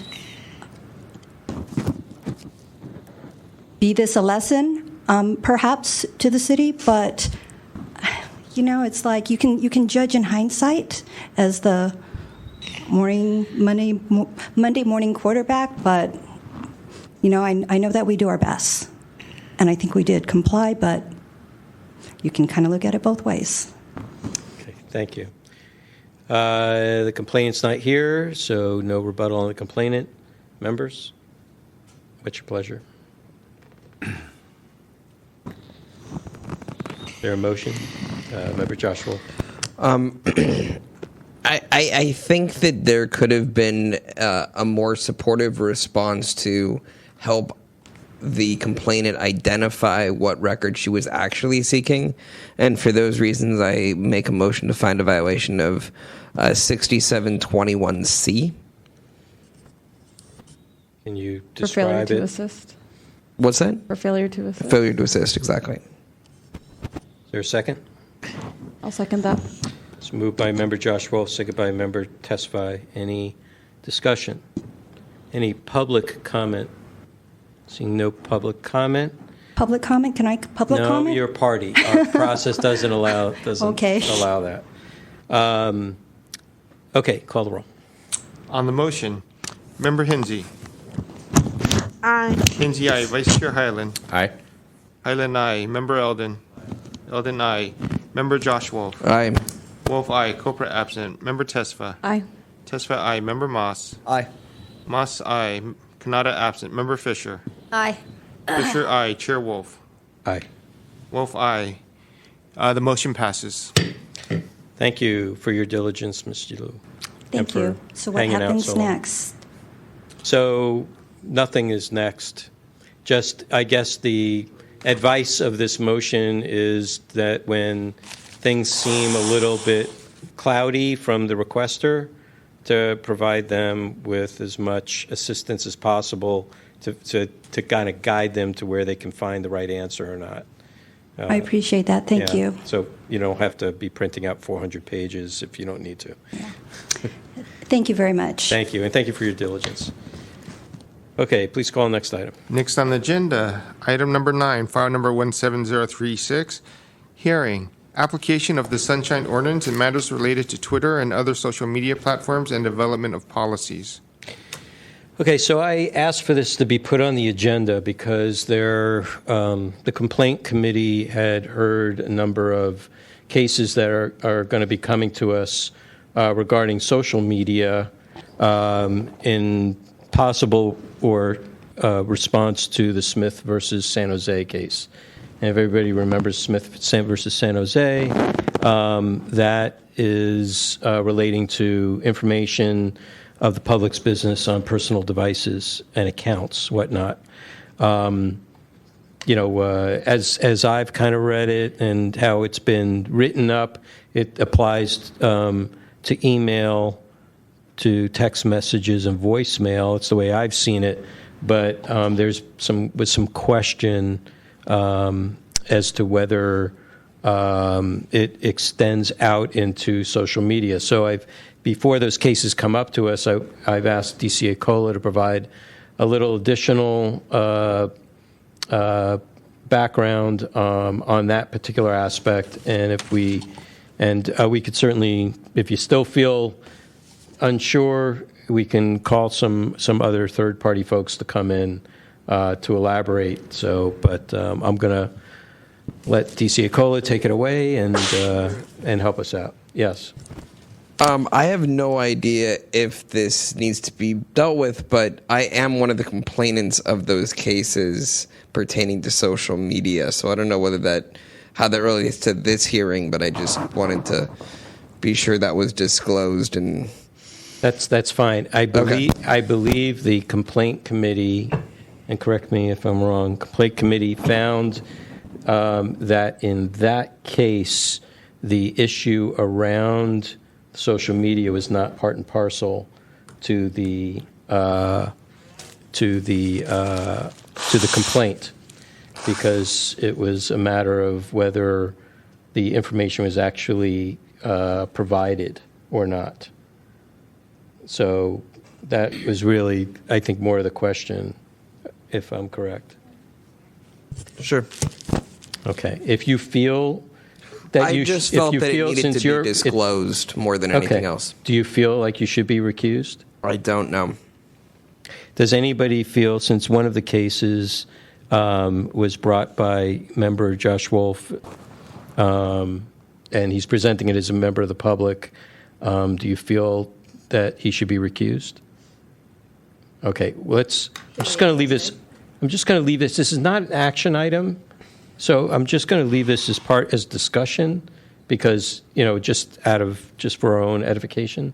Member Eldon, did you have a comment? I mean, is this a question of whether or not he gets to vote on whether he's right? To put it in simpler terms. Well, the thing is there's no action yet, so I put it as discussion and action if, in case we came to some conclusion, but I don't know that we will or not. Let me put it this way. Yeah. Knowing Josh and his rigorous approach to these kind of issues, I would expect him to recuse himself if there is an action item that comes up. Okay, well, that's fine. we can deal with it at that point. But we're just, at this point, it's just discussion, just so we can get some further information. I'm sorry, DC Acola, please proceed. So the City of San Jose case doesn't opine specifically whether or not personal social media accounts are subject to disclosure of a PRA requests. But you know, from the reading of the text in there and their opinion on what they termed as personal electronic devices, PEDs, and then personal accounts, where it was referencing specifically emails and text messages, saying that they could be subject to disclosure. I think the same tests and the same factors would apply to social media accounts, and I think in the future, if someone does raise this issue and it goes before the court, they're going to determine they're going to use those same factors to determine whether that's the case as well. So that's the scope of the work test, which is, did the writing or the post in this case was it designed to serve a work purpose, not necessarily exclusive, but at least in part to the furtherance of public business? So, was the writing communicated as part of the employee's or official's conduct of city business? And then also relevant factors in determining that would be, the content of the writing itself, the context in or purpose for which that it was written, the audience to whom it was directed, and whether the writing was prepared by an employee acting or purporting to act within the scope of his or her employment. And that's not, it even says in its statement that the list is not exclusive or comprehensive. And in the beginning of the opinion, when it discusses the issue with personal electronic devices, it also goes on to say that such writings include but are not limited to emails on personal computers and text messages and personal cell phones. So it totally leaves open the idea that social media accounts could be included in there, and that they would be subject to the same tests where you factor in all the different factors I just addressed.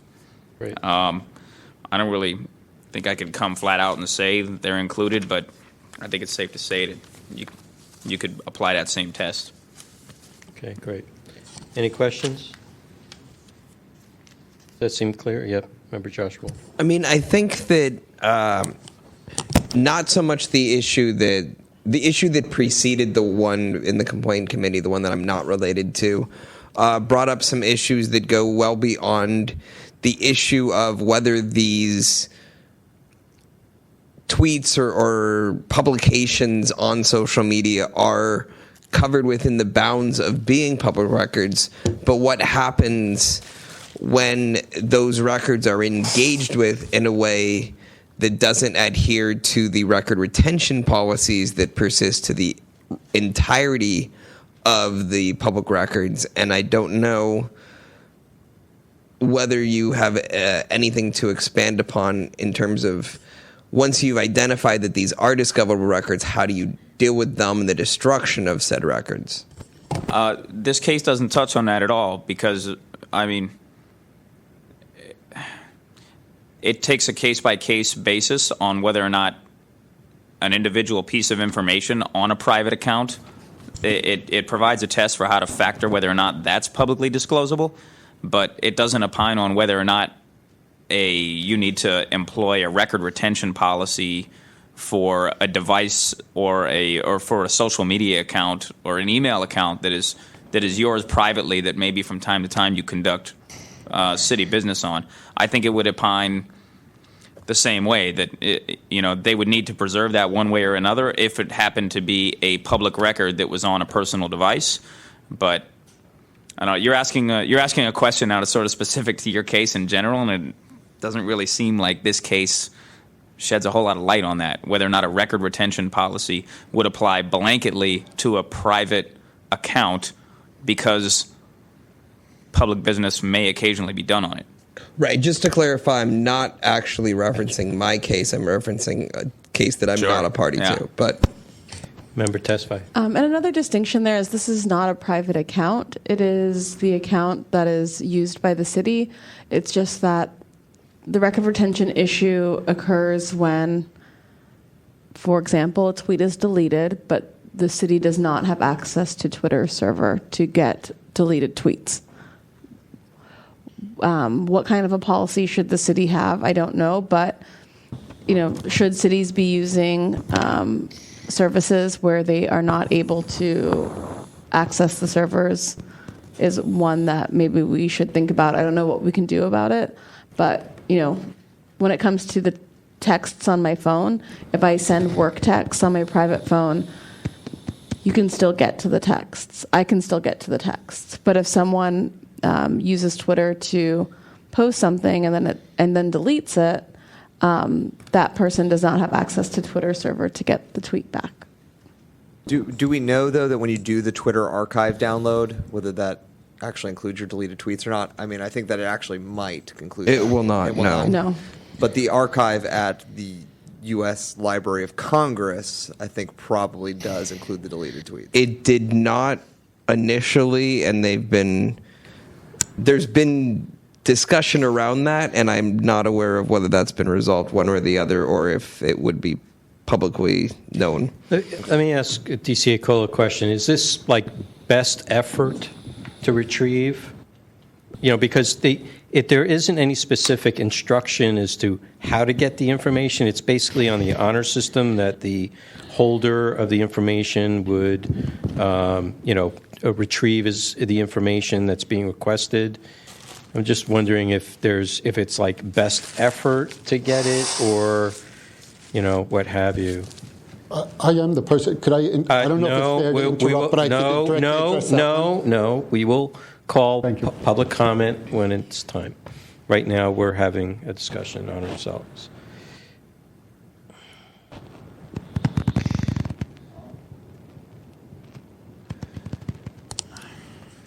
I mean,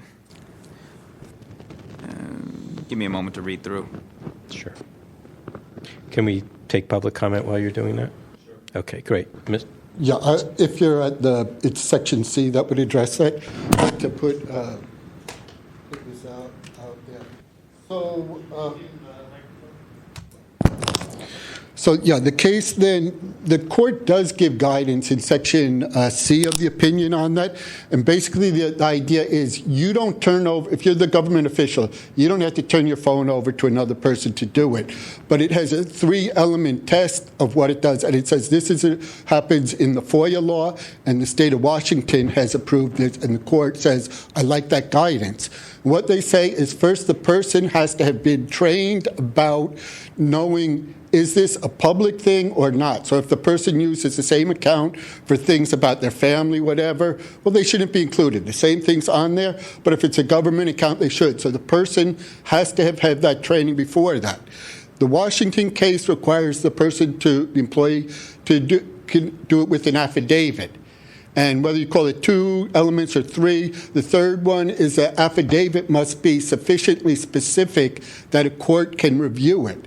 So that in some way, if the person has lied in there and said, you know what, I went through, I did it, nothing's there, they don't put any in their affidavit, and then later on a copy is found, they're sort of like, hey, you're in trouble for it. Yes, it's an honor system, but it's a constrained honor system that requires the person to have the training, put an affidavit, and the affidavit be sufficiently detailed that a reviewing court can make a determine if everything he says is true, then good. If something's wrong, well, something's wrong.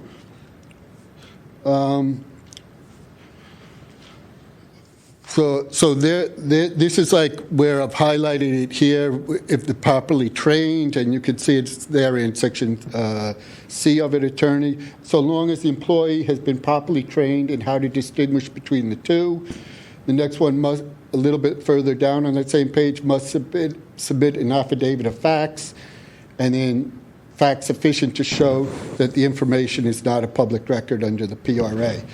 So they look approvingly at the federal FOIA law. Washington State came to it. They do give guidance specifically on this.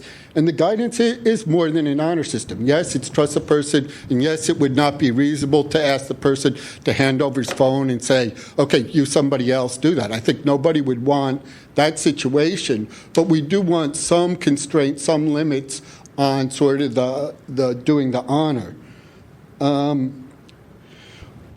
If the city does to do this, I would kind of like to point out in some of the other cases besides this, just that in some way Twitter and Facebook become a little bit like a public forum. It's not only public records because it encourages a discussion to go on. And can I continue talking? I'll allow you. Just finish your point. Okay. So in some way, it becomes almost like a public forum, and there's case law out there that says, you know what, you can't then block people because of they're not saying something that's along with that official's point of view.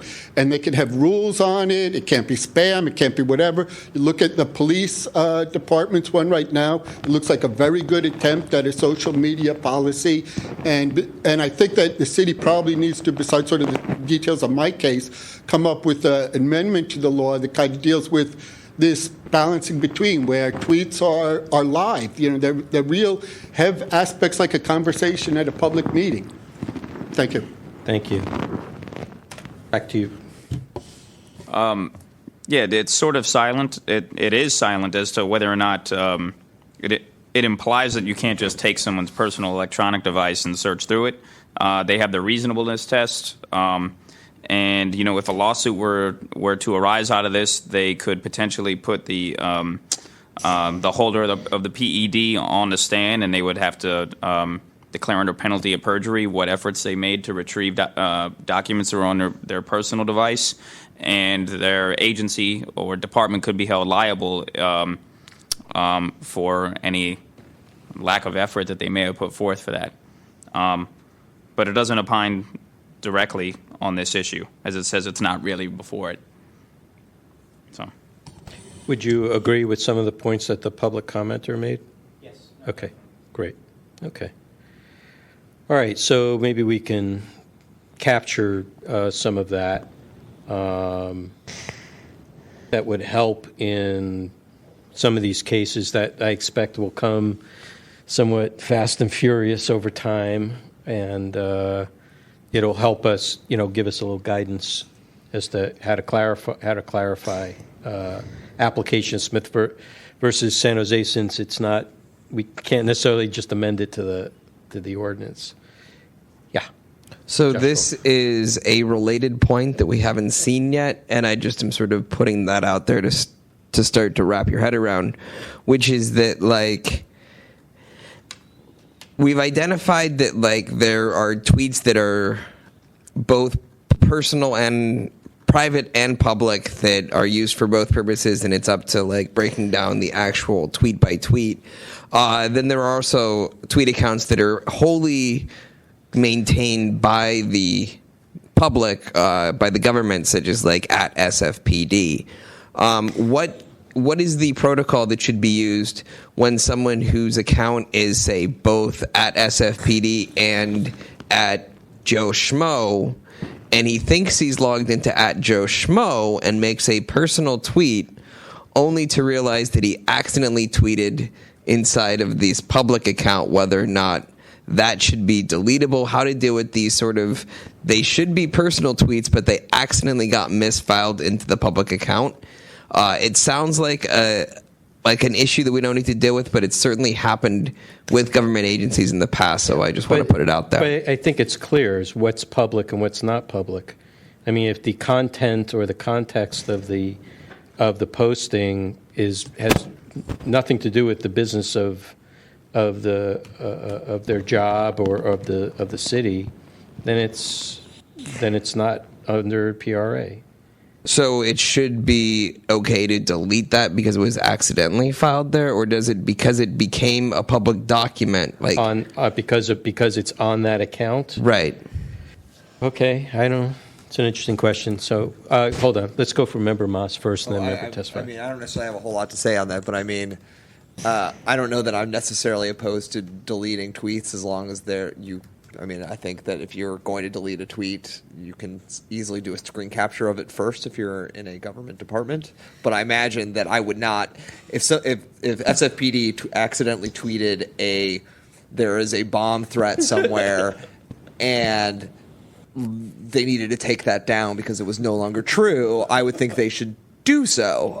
Or, because of the nature of, Twitter being what it is, that if you put up something that could cause a panic or misinformation, but that could also fall under the redaction or withholding provisions of the ordinance, right. Whether it's in the best interest or safety or things like that.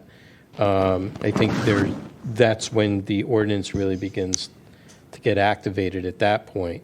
So whether it lives online or whether it lives on somebody's desk, if the item should be exempt from disclosure. Yeah, I'm not saying it should be exempt from disclosure. I'm just saying deleting it so it's not viewable until such time that Twitter allows you to make something private, like an individual tweet private, which it can't do right now. So then I'm sorry, member testify. Go ahead. Okay, so my next question would be a retention policy. So every department has a retention policy. City has a retention policy. How does that work? With regards to social media, it seems like the same litmus should be applied. So I think we need to start treating it, more like public information. But the questions is kind of like your question regarding it got posted there. So because it's now it's like part of public comment in a meeting. You said something that maybe you shouldn't have said, but now it's been recorded and now it's part of the record. Should it be removed or not? It's kind of like that. I mean, I almost think it's closer to I sent my spouse an email about what restaurant we're eating at tonight, but I accidentally sent it from my work account or accidentally sent it to my boss instead of my wife or something. I don't think I think that under Smith v. it's clear that is not a public record. Right. I mean, in general, things like that. Yeah. Right. And so we have there's similar law in the city and actually the state. I think it's Prop 59 regarding calendars. And so there's lots of people in city government or governments that post some of their personal appointments on the same calendars as their business calendars. And so when somebody makes a request for those calendars, there could be redactions of those personal items that are on even a city-owned calendar. And so that could be a precedent, that could be set with regards to this, with regards to that example, that posting was personal, even though it's on public. It's not necessarily a public forum, but it's in a public domain, and that it should be separated, unless proven otherwise. I think, though, I just had another thought about Member Wolf's scenario. Which Wolf? Member not Chair Wolf. Okay, Member Wolf. Gotcha. Wolf. Okay. Wolf without an E, is that right? That's right. Okay. Is that in the event that somebody tweets something they shouldn't through SFPD, even under the scenario I just said before, that actually could be a public record, especially if it causes citywide problems and that person needs to be disciplined or addressed, or the fact that they had tweeted something could have created a news event of some kind, and then I think that starts weighing in the public interest. Okay, great. I mean, in terms of the parallel of, using the city account for personal reasons or the calendar, if you write a private note on a city document that you had no reason to write, you're on the phone with your wife and you're writing down notes for your therapist next week, and then someone public records requests the original document, can you block out those notes that are unrelated? Yes. That are the personal notes on the government document? Yes. Okay.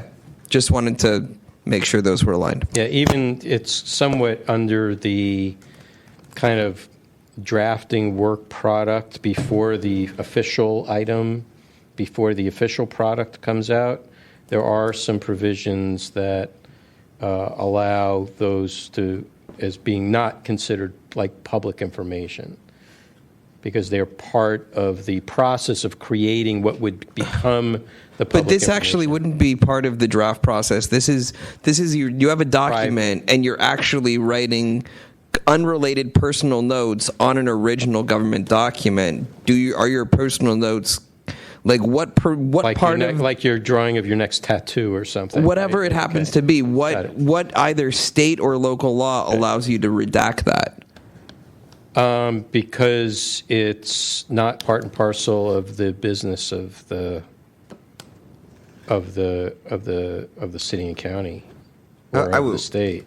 I mean, I would compare it to if I have a picture of my daughter. I don't have a daughter, but if I had a picture of my daughter on my desk in my office, just by virtue of a picture being on my desk in my office does not make that picture a public record. No, but I think what he's saying is if you doodle something on a public record, is that doodle can that doodle be redacted? I mean, I suppose it depends on what the doodle is, right? But wait, if it's unrelated. Or like if the city took a picture of your office that has the picture of your daughter in it, can they redact the picture of your daughter? I would probably say, I don't think we should necessarily get on this tangent, but I would say arguably yes, especially if that's a minor with their PII information. But I want to bring up another issue. I think a issue that is more complicated that is going to come up eventually is with with a Twitter account. It's one thing for us to go, is this tweet in the public business or is this tweet not in the public business on a case-by-case issue? The question that one of the more complicated issues that we're seeing, that I'm seeing coming up in my day-to-day life is if a account belongs to somebody who's in the government, and sometimes that person tweets about things that could be arguably the public business, but other times are not the public business. Is that person's block list or follow list, is that a public record? And I don't know that. I don't know anything about any cases out there. I'm saying that I know that there are cases around the country on this. I mean, like, you know, I've heard these about like around the country. Like I've dealt with ones in Washington. Are you providing us with advice on that? No, I'm just saying that this is an issue that we're going to have to address. I don't have advice. Right. So I don't know. I have not looked at Josh's case. So do you want to ask DC Acola a question about that? Yeah, DC Acola. I don't know if he's going to be able to answer it or not, but he could. You know, maybe he could provide some insight. How do we make that determination? That's why the factors I already went over. See what you think. And then similarly, the other issues are when we're dealing with, say, elected officials and their campaign accounts, because things that elected officials say on the campaign trail are hard to distinguish from public business. Say we have an incumbent, city council member or something who says, next year, if you reelect me, I am going to do this, this, this, and this. Is that account that it was a separate campaign account suddenly public record? And I don't think that actually would probably be a better question for the Ethics Commission, since they cover, all kinds of that kind of stuff. It's questionable because if they're the question is if it's kind of like having a discussion about a piece of active legislation or an active project or something like that on your campaign account.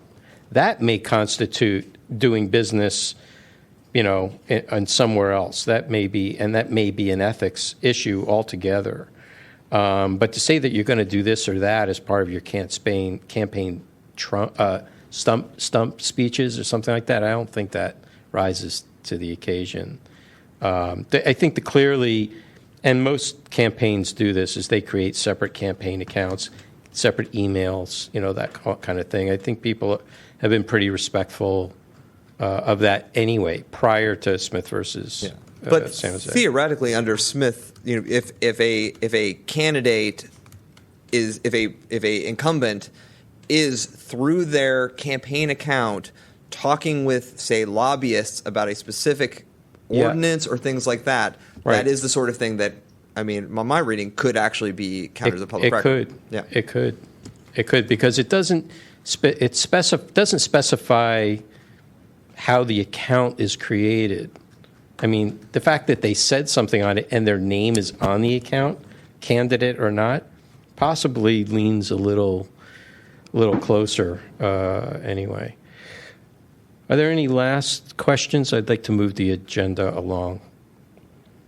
Any last questions? Nick, thank you very much. Really appreciate that. Okay, let's call the next item. Is there any action you want to take on this item, such as continue or file? No action. I guess we'll bring it up as needed. I would suggest any committee that might have need to have discussions about this, put it on your agenda, and then report back to the task force with your questions or findings or what have you. And feel free to call in third parties, to if you want various perspectives or what have you. Member Josh Wolf. I don't know who can give insight on this, but at the point that my case has done its process, are these topographical issues related to this case no longer conflicts because the case is I don't know how. Yes. Okay. Great. Okay. Call next item. Next on the agenda, item number 10, file number 16093, review and possible amendments to the Sunshine Ordinance Task Force bylaws complaint procedures. At the last meeting of this task force, you approved the majority of the amendments. I do want to point out on page 421, you asked that I insert the rule of reason language, and that is available for your review on page 421. 421. Under miscellaneous. Under miscellaneous.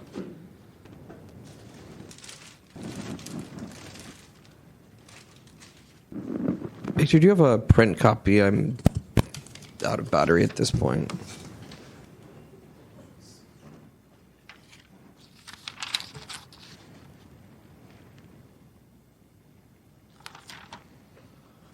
I mean, you've given a couple of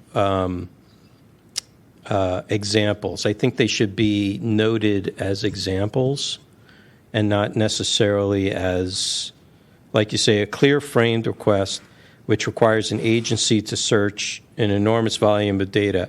I think it should be more like, for example, this could be one, that kind of thing. But it's kind of like I guess the problem having with it is that it now then creates something so specific that it's something that we must accept. And I don't know that we have accepted that particular example as being a litmus for rule of reason. Because whatever the reason that people might bring as proof of a rule of reason might be something else. Or they may say, okay, this is an enormous volume of data. Well, what is enormous? How do we gauge that? And I think it's a little bit vague. And I think we should provide, it's somewhat of like a guideline. Like, I wouldn't necessarily use the word enormous. I would just, because the ordinance already has the word voluminous in it, I think that's a better word to repeat. And I think with regards to needle in a haystack, there's no mention of time factor. So I think the words needle in a haystack could be kind of reinterpreted as something about a time factor. The ordinance already speaks to how much time a custodian should or could spend with a request, and I think it needs to kind of figure in on a time factor, and the respondent has to determine based upon their reading of the ordinance whether that time factor is burdensome or not within the confines of the ordinance. Member Josh Wolf. During the time that I've been on the task force, the time that respondents have invoked the rule of reason, it has been an attempt to not see that request to the end. Maybe there's been a couple about invoking a delay, but usually it's been an attempt to say, like, all of these requests in aggregate are too much. We shouldn't have to follow through with this, which is not what's conveyed in the first part, the paragraph that begins rule of reason, the definition of rule of reason. That paragraph only speaks to a delay, but then the explanation of the needle in the haystack is typically where they say where the respondent would say that they are unable to do it, that it's unnecessarily burdensome. And so I'm not sure what can be done, whether we're just talking about delays here or whether we're talking about a reason to deny continuing request purely because of the rule of reason, but it seems like we should make that language all symmetrical. Anybody else? Yeah, Member Moss. I mean, it's just some thoughts in general, or did you have a specific response? No, go ahead. So, when we had this come up with Mr. Heppner, I think some of the things that I found helpful during that discussion was, I think at one point, maybe it was Chair Wolf who had asked for some sort of evidence about how much time it would take you, we spent an hour working on this and this is how much, and so we would have to spend this many hours doing it, and would this be, having some sort of estimation of the amount of workload when they're claiming the rule of reason. But I also feel like that in that particular case, looking at the section of the Public Records Act which requires you to assist a requester, and that those requirements are deemed satisfied if you assist them to try to make a narrow request. Describe how things are stored. Provide some suggestions. And I think that if somebody's going to claim the rule of reason, they have to have done all three of those things first, and they must demonstrate to us that they provided suggestions, they provided a description, and they at least reached out to the requester to try to help them narrow their request. And I feel like those need to come first before we find a rule of reason. So repeat those.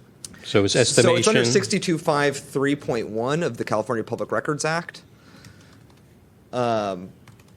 And it says, when a member of the public requests to inspect a public record or obtain a copy, the public agency, in order to assist the member of the public, make a focused and effective request that reasonably describes and identify a record or records, shall do all of the following to the extent reasonable under the circumstances. Number one, assist the member of the public to identify records and information that are responsive to the request or to the purpose of the request if stated. 2, describe the information technology and physical location to which the records exist. 3, provide suggestions for overcoming any practical basis for denying access to the records or information sought. So I feel like if anybody's going to claim rule of reason, they need to have done those 3 things first and then said, well, all 3 of these things were rejected by the requester.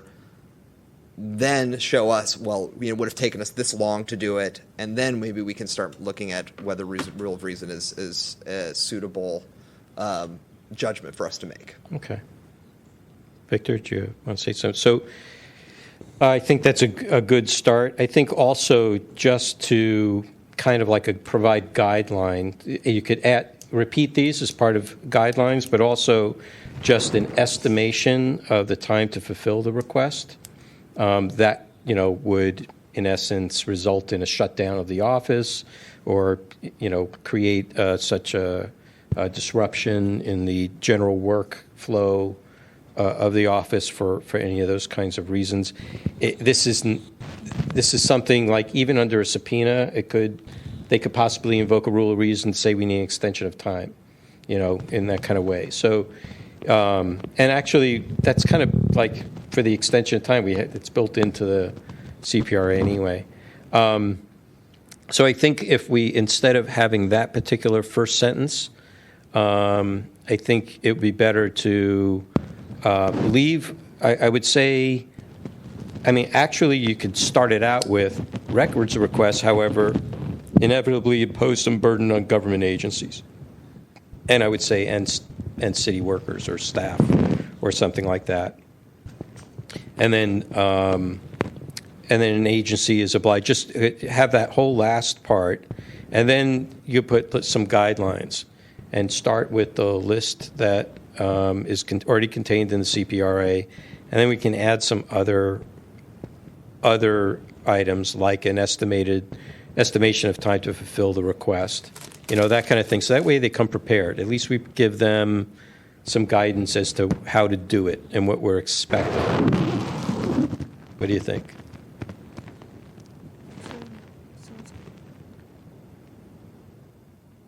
I see nodding heads. Okay. All right. So maybe we could work it out. Would a member of the task force like to draft that portion regarding rule of reason?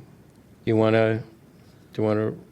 Yeah, I mean, if I could help draft it, but also incorporate some of the feedback of what you just said. Yeah. So, Yeah, I would say absolutely. I don't think it needs to be anything more than a set of bullet points as far as guidelines. You already have reference for the 3 points you made, and if you think of other things that might help a respondent to make a good presentation for rules of reason without providing them with a bias, that would be good. Okay, great. So Member Moss will start that ball rolling. All right, anything else for the good of the cause on this item? Okay, let's move to the next item. Next on the agenda. Oh, just note, there are no members of the public in the room for public comment. No public comment, right. Next on the agenda, item number 11, file number 17040, Sunshine Ordinance Task Force Annual Report. I'm sure everybody has reviewed this. All right, I'm just kidding. I'm just kidding. There's no requirement on time when this needs to be. It just says annually we should be reporting. However, we have gone 2 years and longer between reports. Really? Okay. As you can tell, last year it was, or the year before it was a 2-year period. Right. Okay. All right. Well, let's give this to. This is May, so let's say I want to submit this in after the June meeting. So I'll give you 2 meetings to review this and provide input. Is that fair enough? Is that enough time? Okay. Okay. And then we'll submit it with at that time. Is that all right? Yes. When would you like to reschedule this item? Reschedule. I would reschedule for every meeting, so we can take whatever anybody's input and have discussion, on those items, and it gives everybody an opportunity to provide input. If you do have specific input, you can email it to Victor, and he'll spread it around and take it from there. Yeah, remember. Can the document be circulated as a Word document so that we can put revisions and track changes? I believe I did, but I will make sure I do it again. Thanks. Okay. Thank you. As a Word, not as PDF, yes, right? It is as Word. Thank you. As an editable document. Yes, please. Word processing. Sorry, how does that work without us running into seriatim meetings problems? Because we're not making a decision. The decision will come at the June meeting if it's complete and ready to go. Wait, we're not actually doing a collective revision. All the revisions go to Victor, and Victor ends up with all of these. Oh man, I do and not. Then I do not envy Victor to have to deal with a bunch. Is everyone planning on doing that? I don't know. The chairs are the ones. I will. Yeah, I would say let's do this. Let's run it up the committee chairs. One in each committee, since you have specific charge and focus. Put it on your next agenda and have a discussion about, so you're really focused on your committee's charge and scope, and then the committee chairs can submit it in. And I'm going to be reviewing this with Victor. Yeah. We need to change the date that you just said, because you had said finalize it at the June meeting, and my committee won't meet because we just met until. Oh, because you're every other month. Mid-June. Okay, so let's make it July. Okay. So we'll make it July. So I'll be seeking to submit this by the end of July. How's that? Okay. Great. Through the Okay. chair. Anything else? Yes. If you really want to hit that target date, Yeah. I think you have to appoint someone as well as yourself to review, but someone that really can kind of take all the moving pieces, put them together. There's a lot of fluff that needs to be filled in between, looking at past cases about stats and everything else. Would you like to wordsmith it with me? Good for you. I've done that for the last 2 years, and I was going to suggest someone else do You're that. the vice chair, but you're the 4 vice years. chair. I move for that to be assigned to Vice Chair. Just kidding. Just kidding. Not a real motion. I think I saw elections, right? A couple of items coming up. So Just so the task force knows, I've updated all the statistics and meeting numbers and so forth, and they are up to date in the most recent draft report. Okay. I think this, as far as pulling this together, I think, the burden is on me to do that, and I will do that. I was going to suggest one of our learned journalistic colleagues. That's where I was going with that. But Well, well, look, we'll pull it together, but I think there will need to be some wordsmithing on it. I think it'll be, everybody will get the first draft, and we can. That's why we'll have a couple of meetings on it, and we can. People can make suggestions for wordsmithing at that point. All right. Anything else on this item? Okay. Thank you. So you're not alone, Victor. I will be there with you on it. Okay. Let's call the next item. Next on the agenda, item number 12, Sunshine Ordinance Task Force Chair's Report. So I met with the clerk of the board just to review how things are going and what's going on. We discussed some items around kind of what is available as far as resources and budget and things like that. One thing I did learn is that the only budget is really coming out of her office, and that the city attorney provides pro bono services to the Board of Supervisors. And we're considered under the auspices of under the Board of Supervisors. So while we're not being charged in dollars and cents by the city attorney, it's based upon how many hours they're willing to provide. And so that would become a matter of discussion for us on that point. As far as Victor's time and all the other resources, she kind of breaks things down a little differently than just one whole big number. She looks at it as how much time is spent at meetings, and then the preparation for the meetings, and then there's just the general work of the administrator. And so she's going to look into how that is broken down, and will provide me with a result of that, and then we can determine.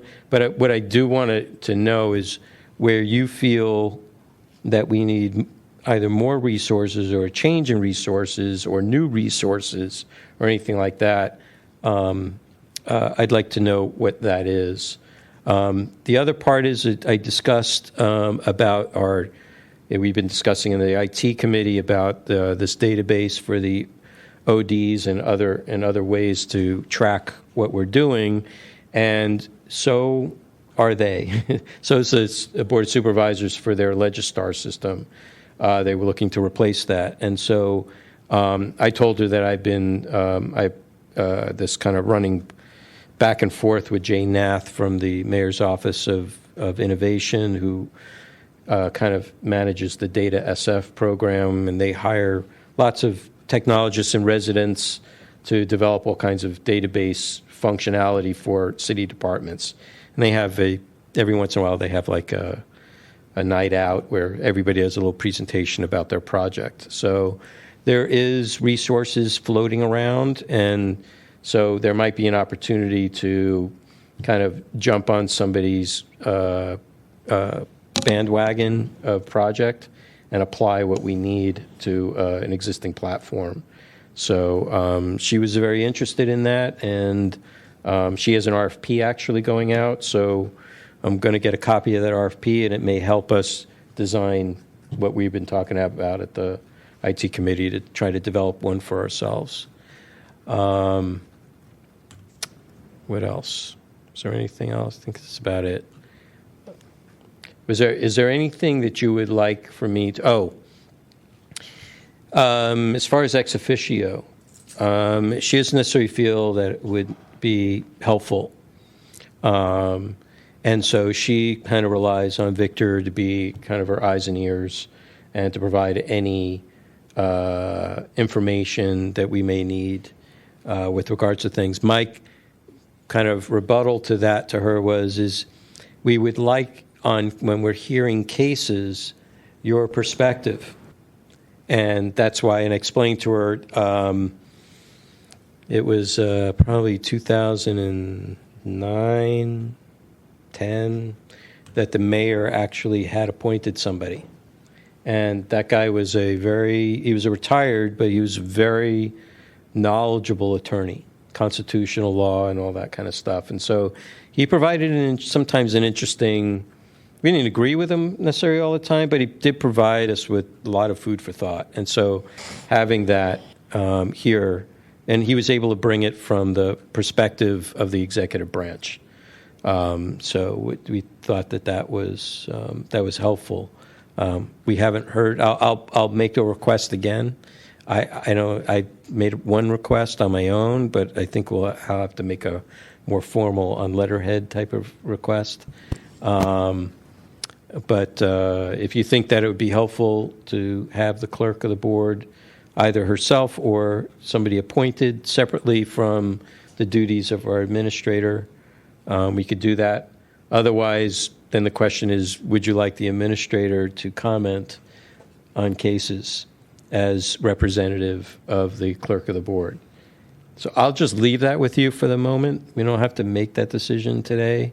I want you to think about that because I know some members of the public are not necessarily in favor of the optics of that staff, that staff of the body should not be commenting on the work in that kind of way, that any advice would come prior to it coming onto the table.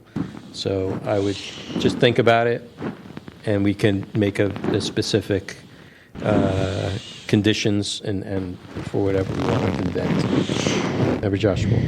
So it's great that we can potentially tag on to something else that's being done to sort of build the database we were talking about. But I'm not sure there's any way that the populating the database going backwards will ever be able to be done that way. And so my question is, there doesn't seem to be any real money in existence that we can make use of. So what, if any, options are there? Can the task force host a GoFundMe? Is that within the legal limits? No, the way it would work is we would create somewhat like an RFP, a proposal, and we would do some due diligence on what the hours or the costs might be. I'm sure that they have, based on the civil service, I think that's what it's called, on what the classificate, the rates for that kind of work could or should or would be. Sure. And then we would submit that as a proposal for funding. Out of the clerk's budget? From the Board of Supervisors. So they would add to. So there is a process that this task force can submit something to the Board of Supes to carve out. Yes. Right. Yeah. So I would just say don't. Sure, that was just the disconnect. Yeah. Okay. No problem. All right. Anything else for the good of the cause on that? All right. Great. Let's move to the next item. Next on the agenda is item number 13, election of officers, election of Sunshine Ordinance Task Force Chair and Vice Chair. All right, before you stop, just want to note there's nobody in the gallery, so there's no public comment on the chair's report. This item was placed onto the agenda pursuant to our bylaws, which require us to elect officers in the first meeting after April 27th. I'd like to make a motion. I'd like to make a motion to nominate Bruce Wolf as chair. I'll second that. So moved by Member Tesfaye, second by Member Moss. Are there any other nominations for chair? Question? Yeah. Is there anybody else remotely interested in that thankless job? Because I did it. I'm hearing a no. Okay, move on. Okay.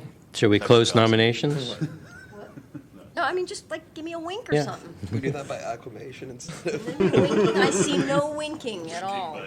There is no winking. Nobody is doing the pick me. Okay, carry on. All right, shall we- 6 months of my life. Shall we close nominations? Seeing no objection to closing nominations? Nominations are closed. Shall we vote? Well, I just wait. The nominations are closed. There's Nada. only one nominee. Okay. Call the roll. On the motion to appoint Bruce Wolf as chair of the Sunshine Ordinance Task Force, Vice Chair Hyland. Aye. Hyland, aye. Member Eldon. Aye. Eldon, aye.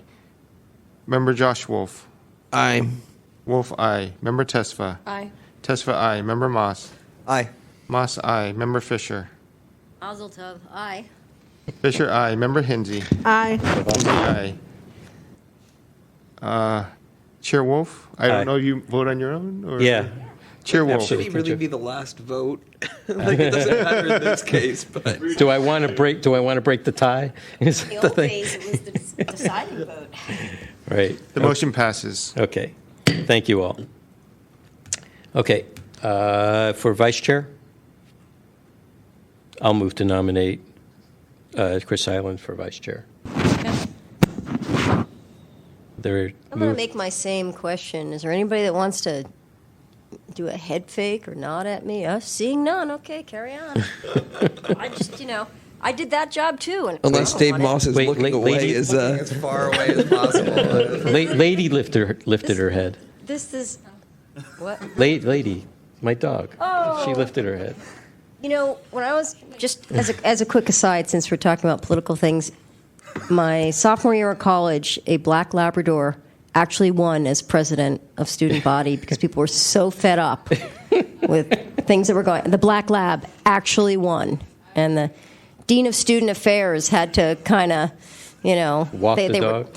They were like going through all these, can this happen? And they found a rule that said you have to be a matriculated student, and they went to the next person. So therefore, I do nominate ladies. They didn't just enroll the dog to solve the problem. I would love to see ladies form 700. and the black lab was a service dog in training and probably would have done a fine job. But I agree. All right. Anything else? Any discussion? Anything for the good of the cause? And no other nominations? Or we close nominations? Nominations are closed without objection. Please call the roll. On the motion, Member Eldon. Aye. Eldon, aye. Member Josh Wolf. Aye. Wolf, aye. Member Tesfa. Aye. Tesfa, aye. Member Moss. Aye. Moss, aye. Member Kanata, absent. Member Fisher. better you than me. I mean, I. Fisher, aye. Member Hinsey. Aye. Hinsey, aye. Vice Chair Hyland. Aye. Hyland, aye. Chair Wolf. Aye. Wolf, aye. The motion passes. Thank you all for your continued confidence. Thank you, everybody. Yeah. And just note there were no members of the public Yes. in the room. No public comment. Okay, next item. Next on the agenda is item 14, Administrator's Report, Complaints and Communications. Regarding the tentative hearing schedule upcoming, the May 8th meeting of the Compliance Amendments Committee has been canceled. I believe that there is an intent to schedule IT Ad Hoc Committee on May the 23rd at 4 o'clock. What's on May 23rd? IT Ad Hoc. Oh.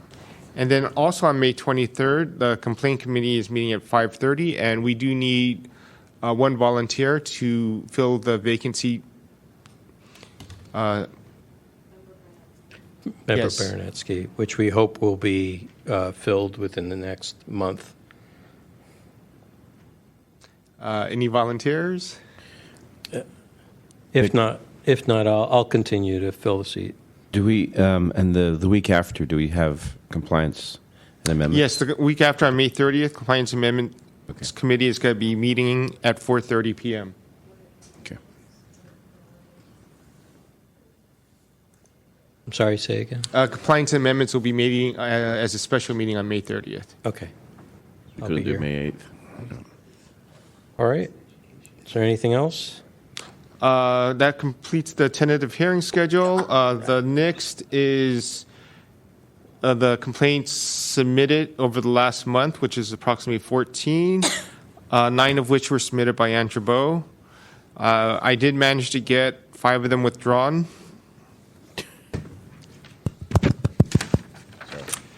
We currently have 17 pending complaints. That is down from 19 from last month. The Compliance and Amendments Committee has 4 pending complaints regarding determination of compliance with the order of determination. That completes my report. Did you want to mention about the meeting that we're having with Ms. Chabot and the I haven't noticed Arts the Commission? parties yet, but I Okay. believe on the June meeting of the Complaints Committee, we will be asking that Ms. Chabot and the Arts Commission come in so we can discuss the disagreement that they're having and try to work out some common ground and set some guidelines. That many of the issues are beyond the Sunshine Ordinance Task Force, and those are issues that may need to be discussed. Yeah, just in the spirit of sunshine, I had a conversation with Ms. Patterson from the Arts Commission, and she was, kind of like, "Is there anything you can do to stop this from happening?" And like, it's very, we really can't focus on intent. If you're having, and my suggestion was, if you're having problems with confrontation or conflicts or anything like that, I'm sure there are other avenues within the city process to deal with that. Either the Ethics Commission or even, law enforcement if need be, if it gets to that point. But that's not really, it's out of our jurisdiction at that point. So I just wanted to let you know that. For what it's worth, probably about 2 or 3 years ago, when I was either acting chair or chair of a committee, I basically had a conversation with Mr. Chabot. I said, "Look, you really need to keep this not personal, keep it to the business." And that seemed to work for a while, but she always seems to come back to going after certain people for. Yeah. I mean, we can't question her motives, but it just seems, Right, and it's hard. Yeah, and there's all kinds of issues around this. And I'm sure it happens. We don't hear about it, from other departments, but I'm sure, there are occurrences that happen. So, all right. Anything else on your report? That completes the report. Okay, great. Call next item. Oh, and no public to comment. Next on the agenda, item 15, announcements, comments, questions, and future agenda items by members of the Sunshine Ordinance Task Force. As always, I'm sure I have something for you. So the main thing I wanted to raise today is that the city's IT committee is set to approve a drone policy on Friday for 4 departments. And those departments are Fire Department, Public Utilities, the Port, and Recreation and Parks. In looking at the policy that they're approving, I think I have some sunshine concerns about the footage and to what extent that footage is available to the public or that the public can access it through a sunshine request. And I think that maybe this is something worth putting on our radar, not necessarily for a hearing at this point, but I do think it's something that we should probably consider or take a look at, because there is a good balance of privacy issues and not privacies. But according to their current policy, raw footage is not going to be available to the public. And I'm not sure where they have the authority to do that. And is through the chair? Yeah, go for it. Is this drone policy solely governing how the city and its entities use drones, or does it also pertain to how our citizens use drones in the park? I do not believe it is related to, this is related to departmental use of drones. Great. I think there might be something else but out there that I'm not, that's beyond my knowledge. I'm just specifically looking at this. Right. And I believe there's also a California Public Records Act related bill that I may have forwarded to you, Bruce.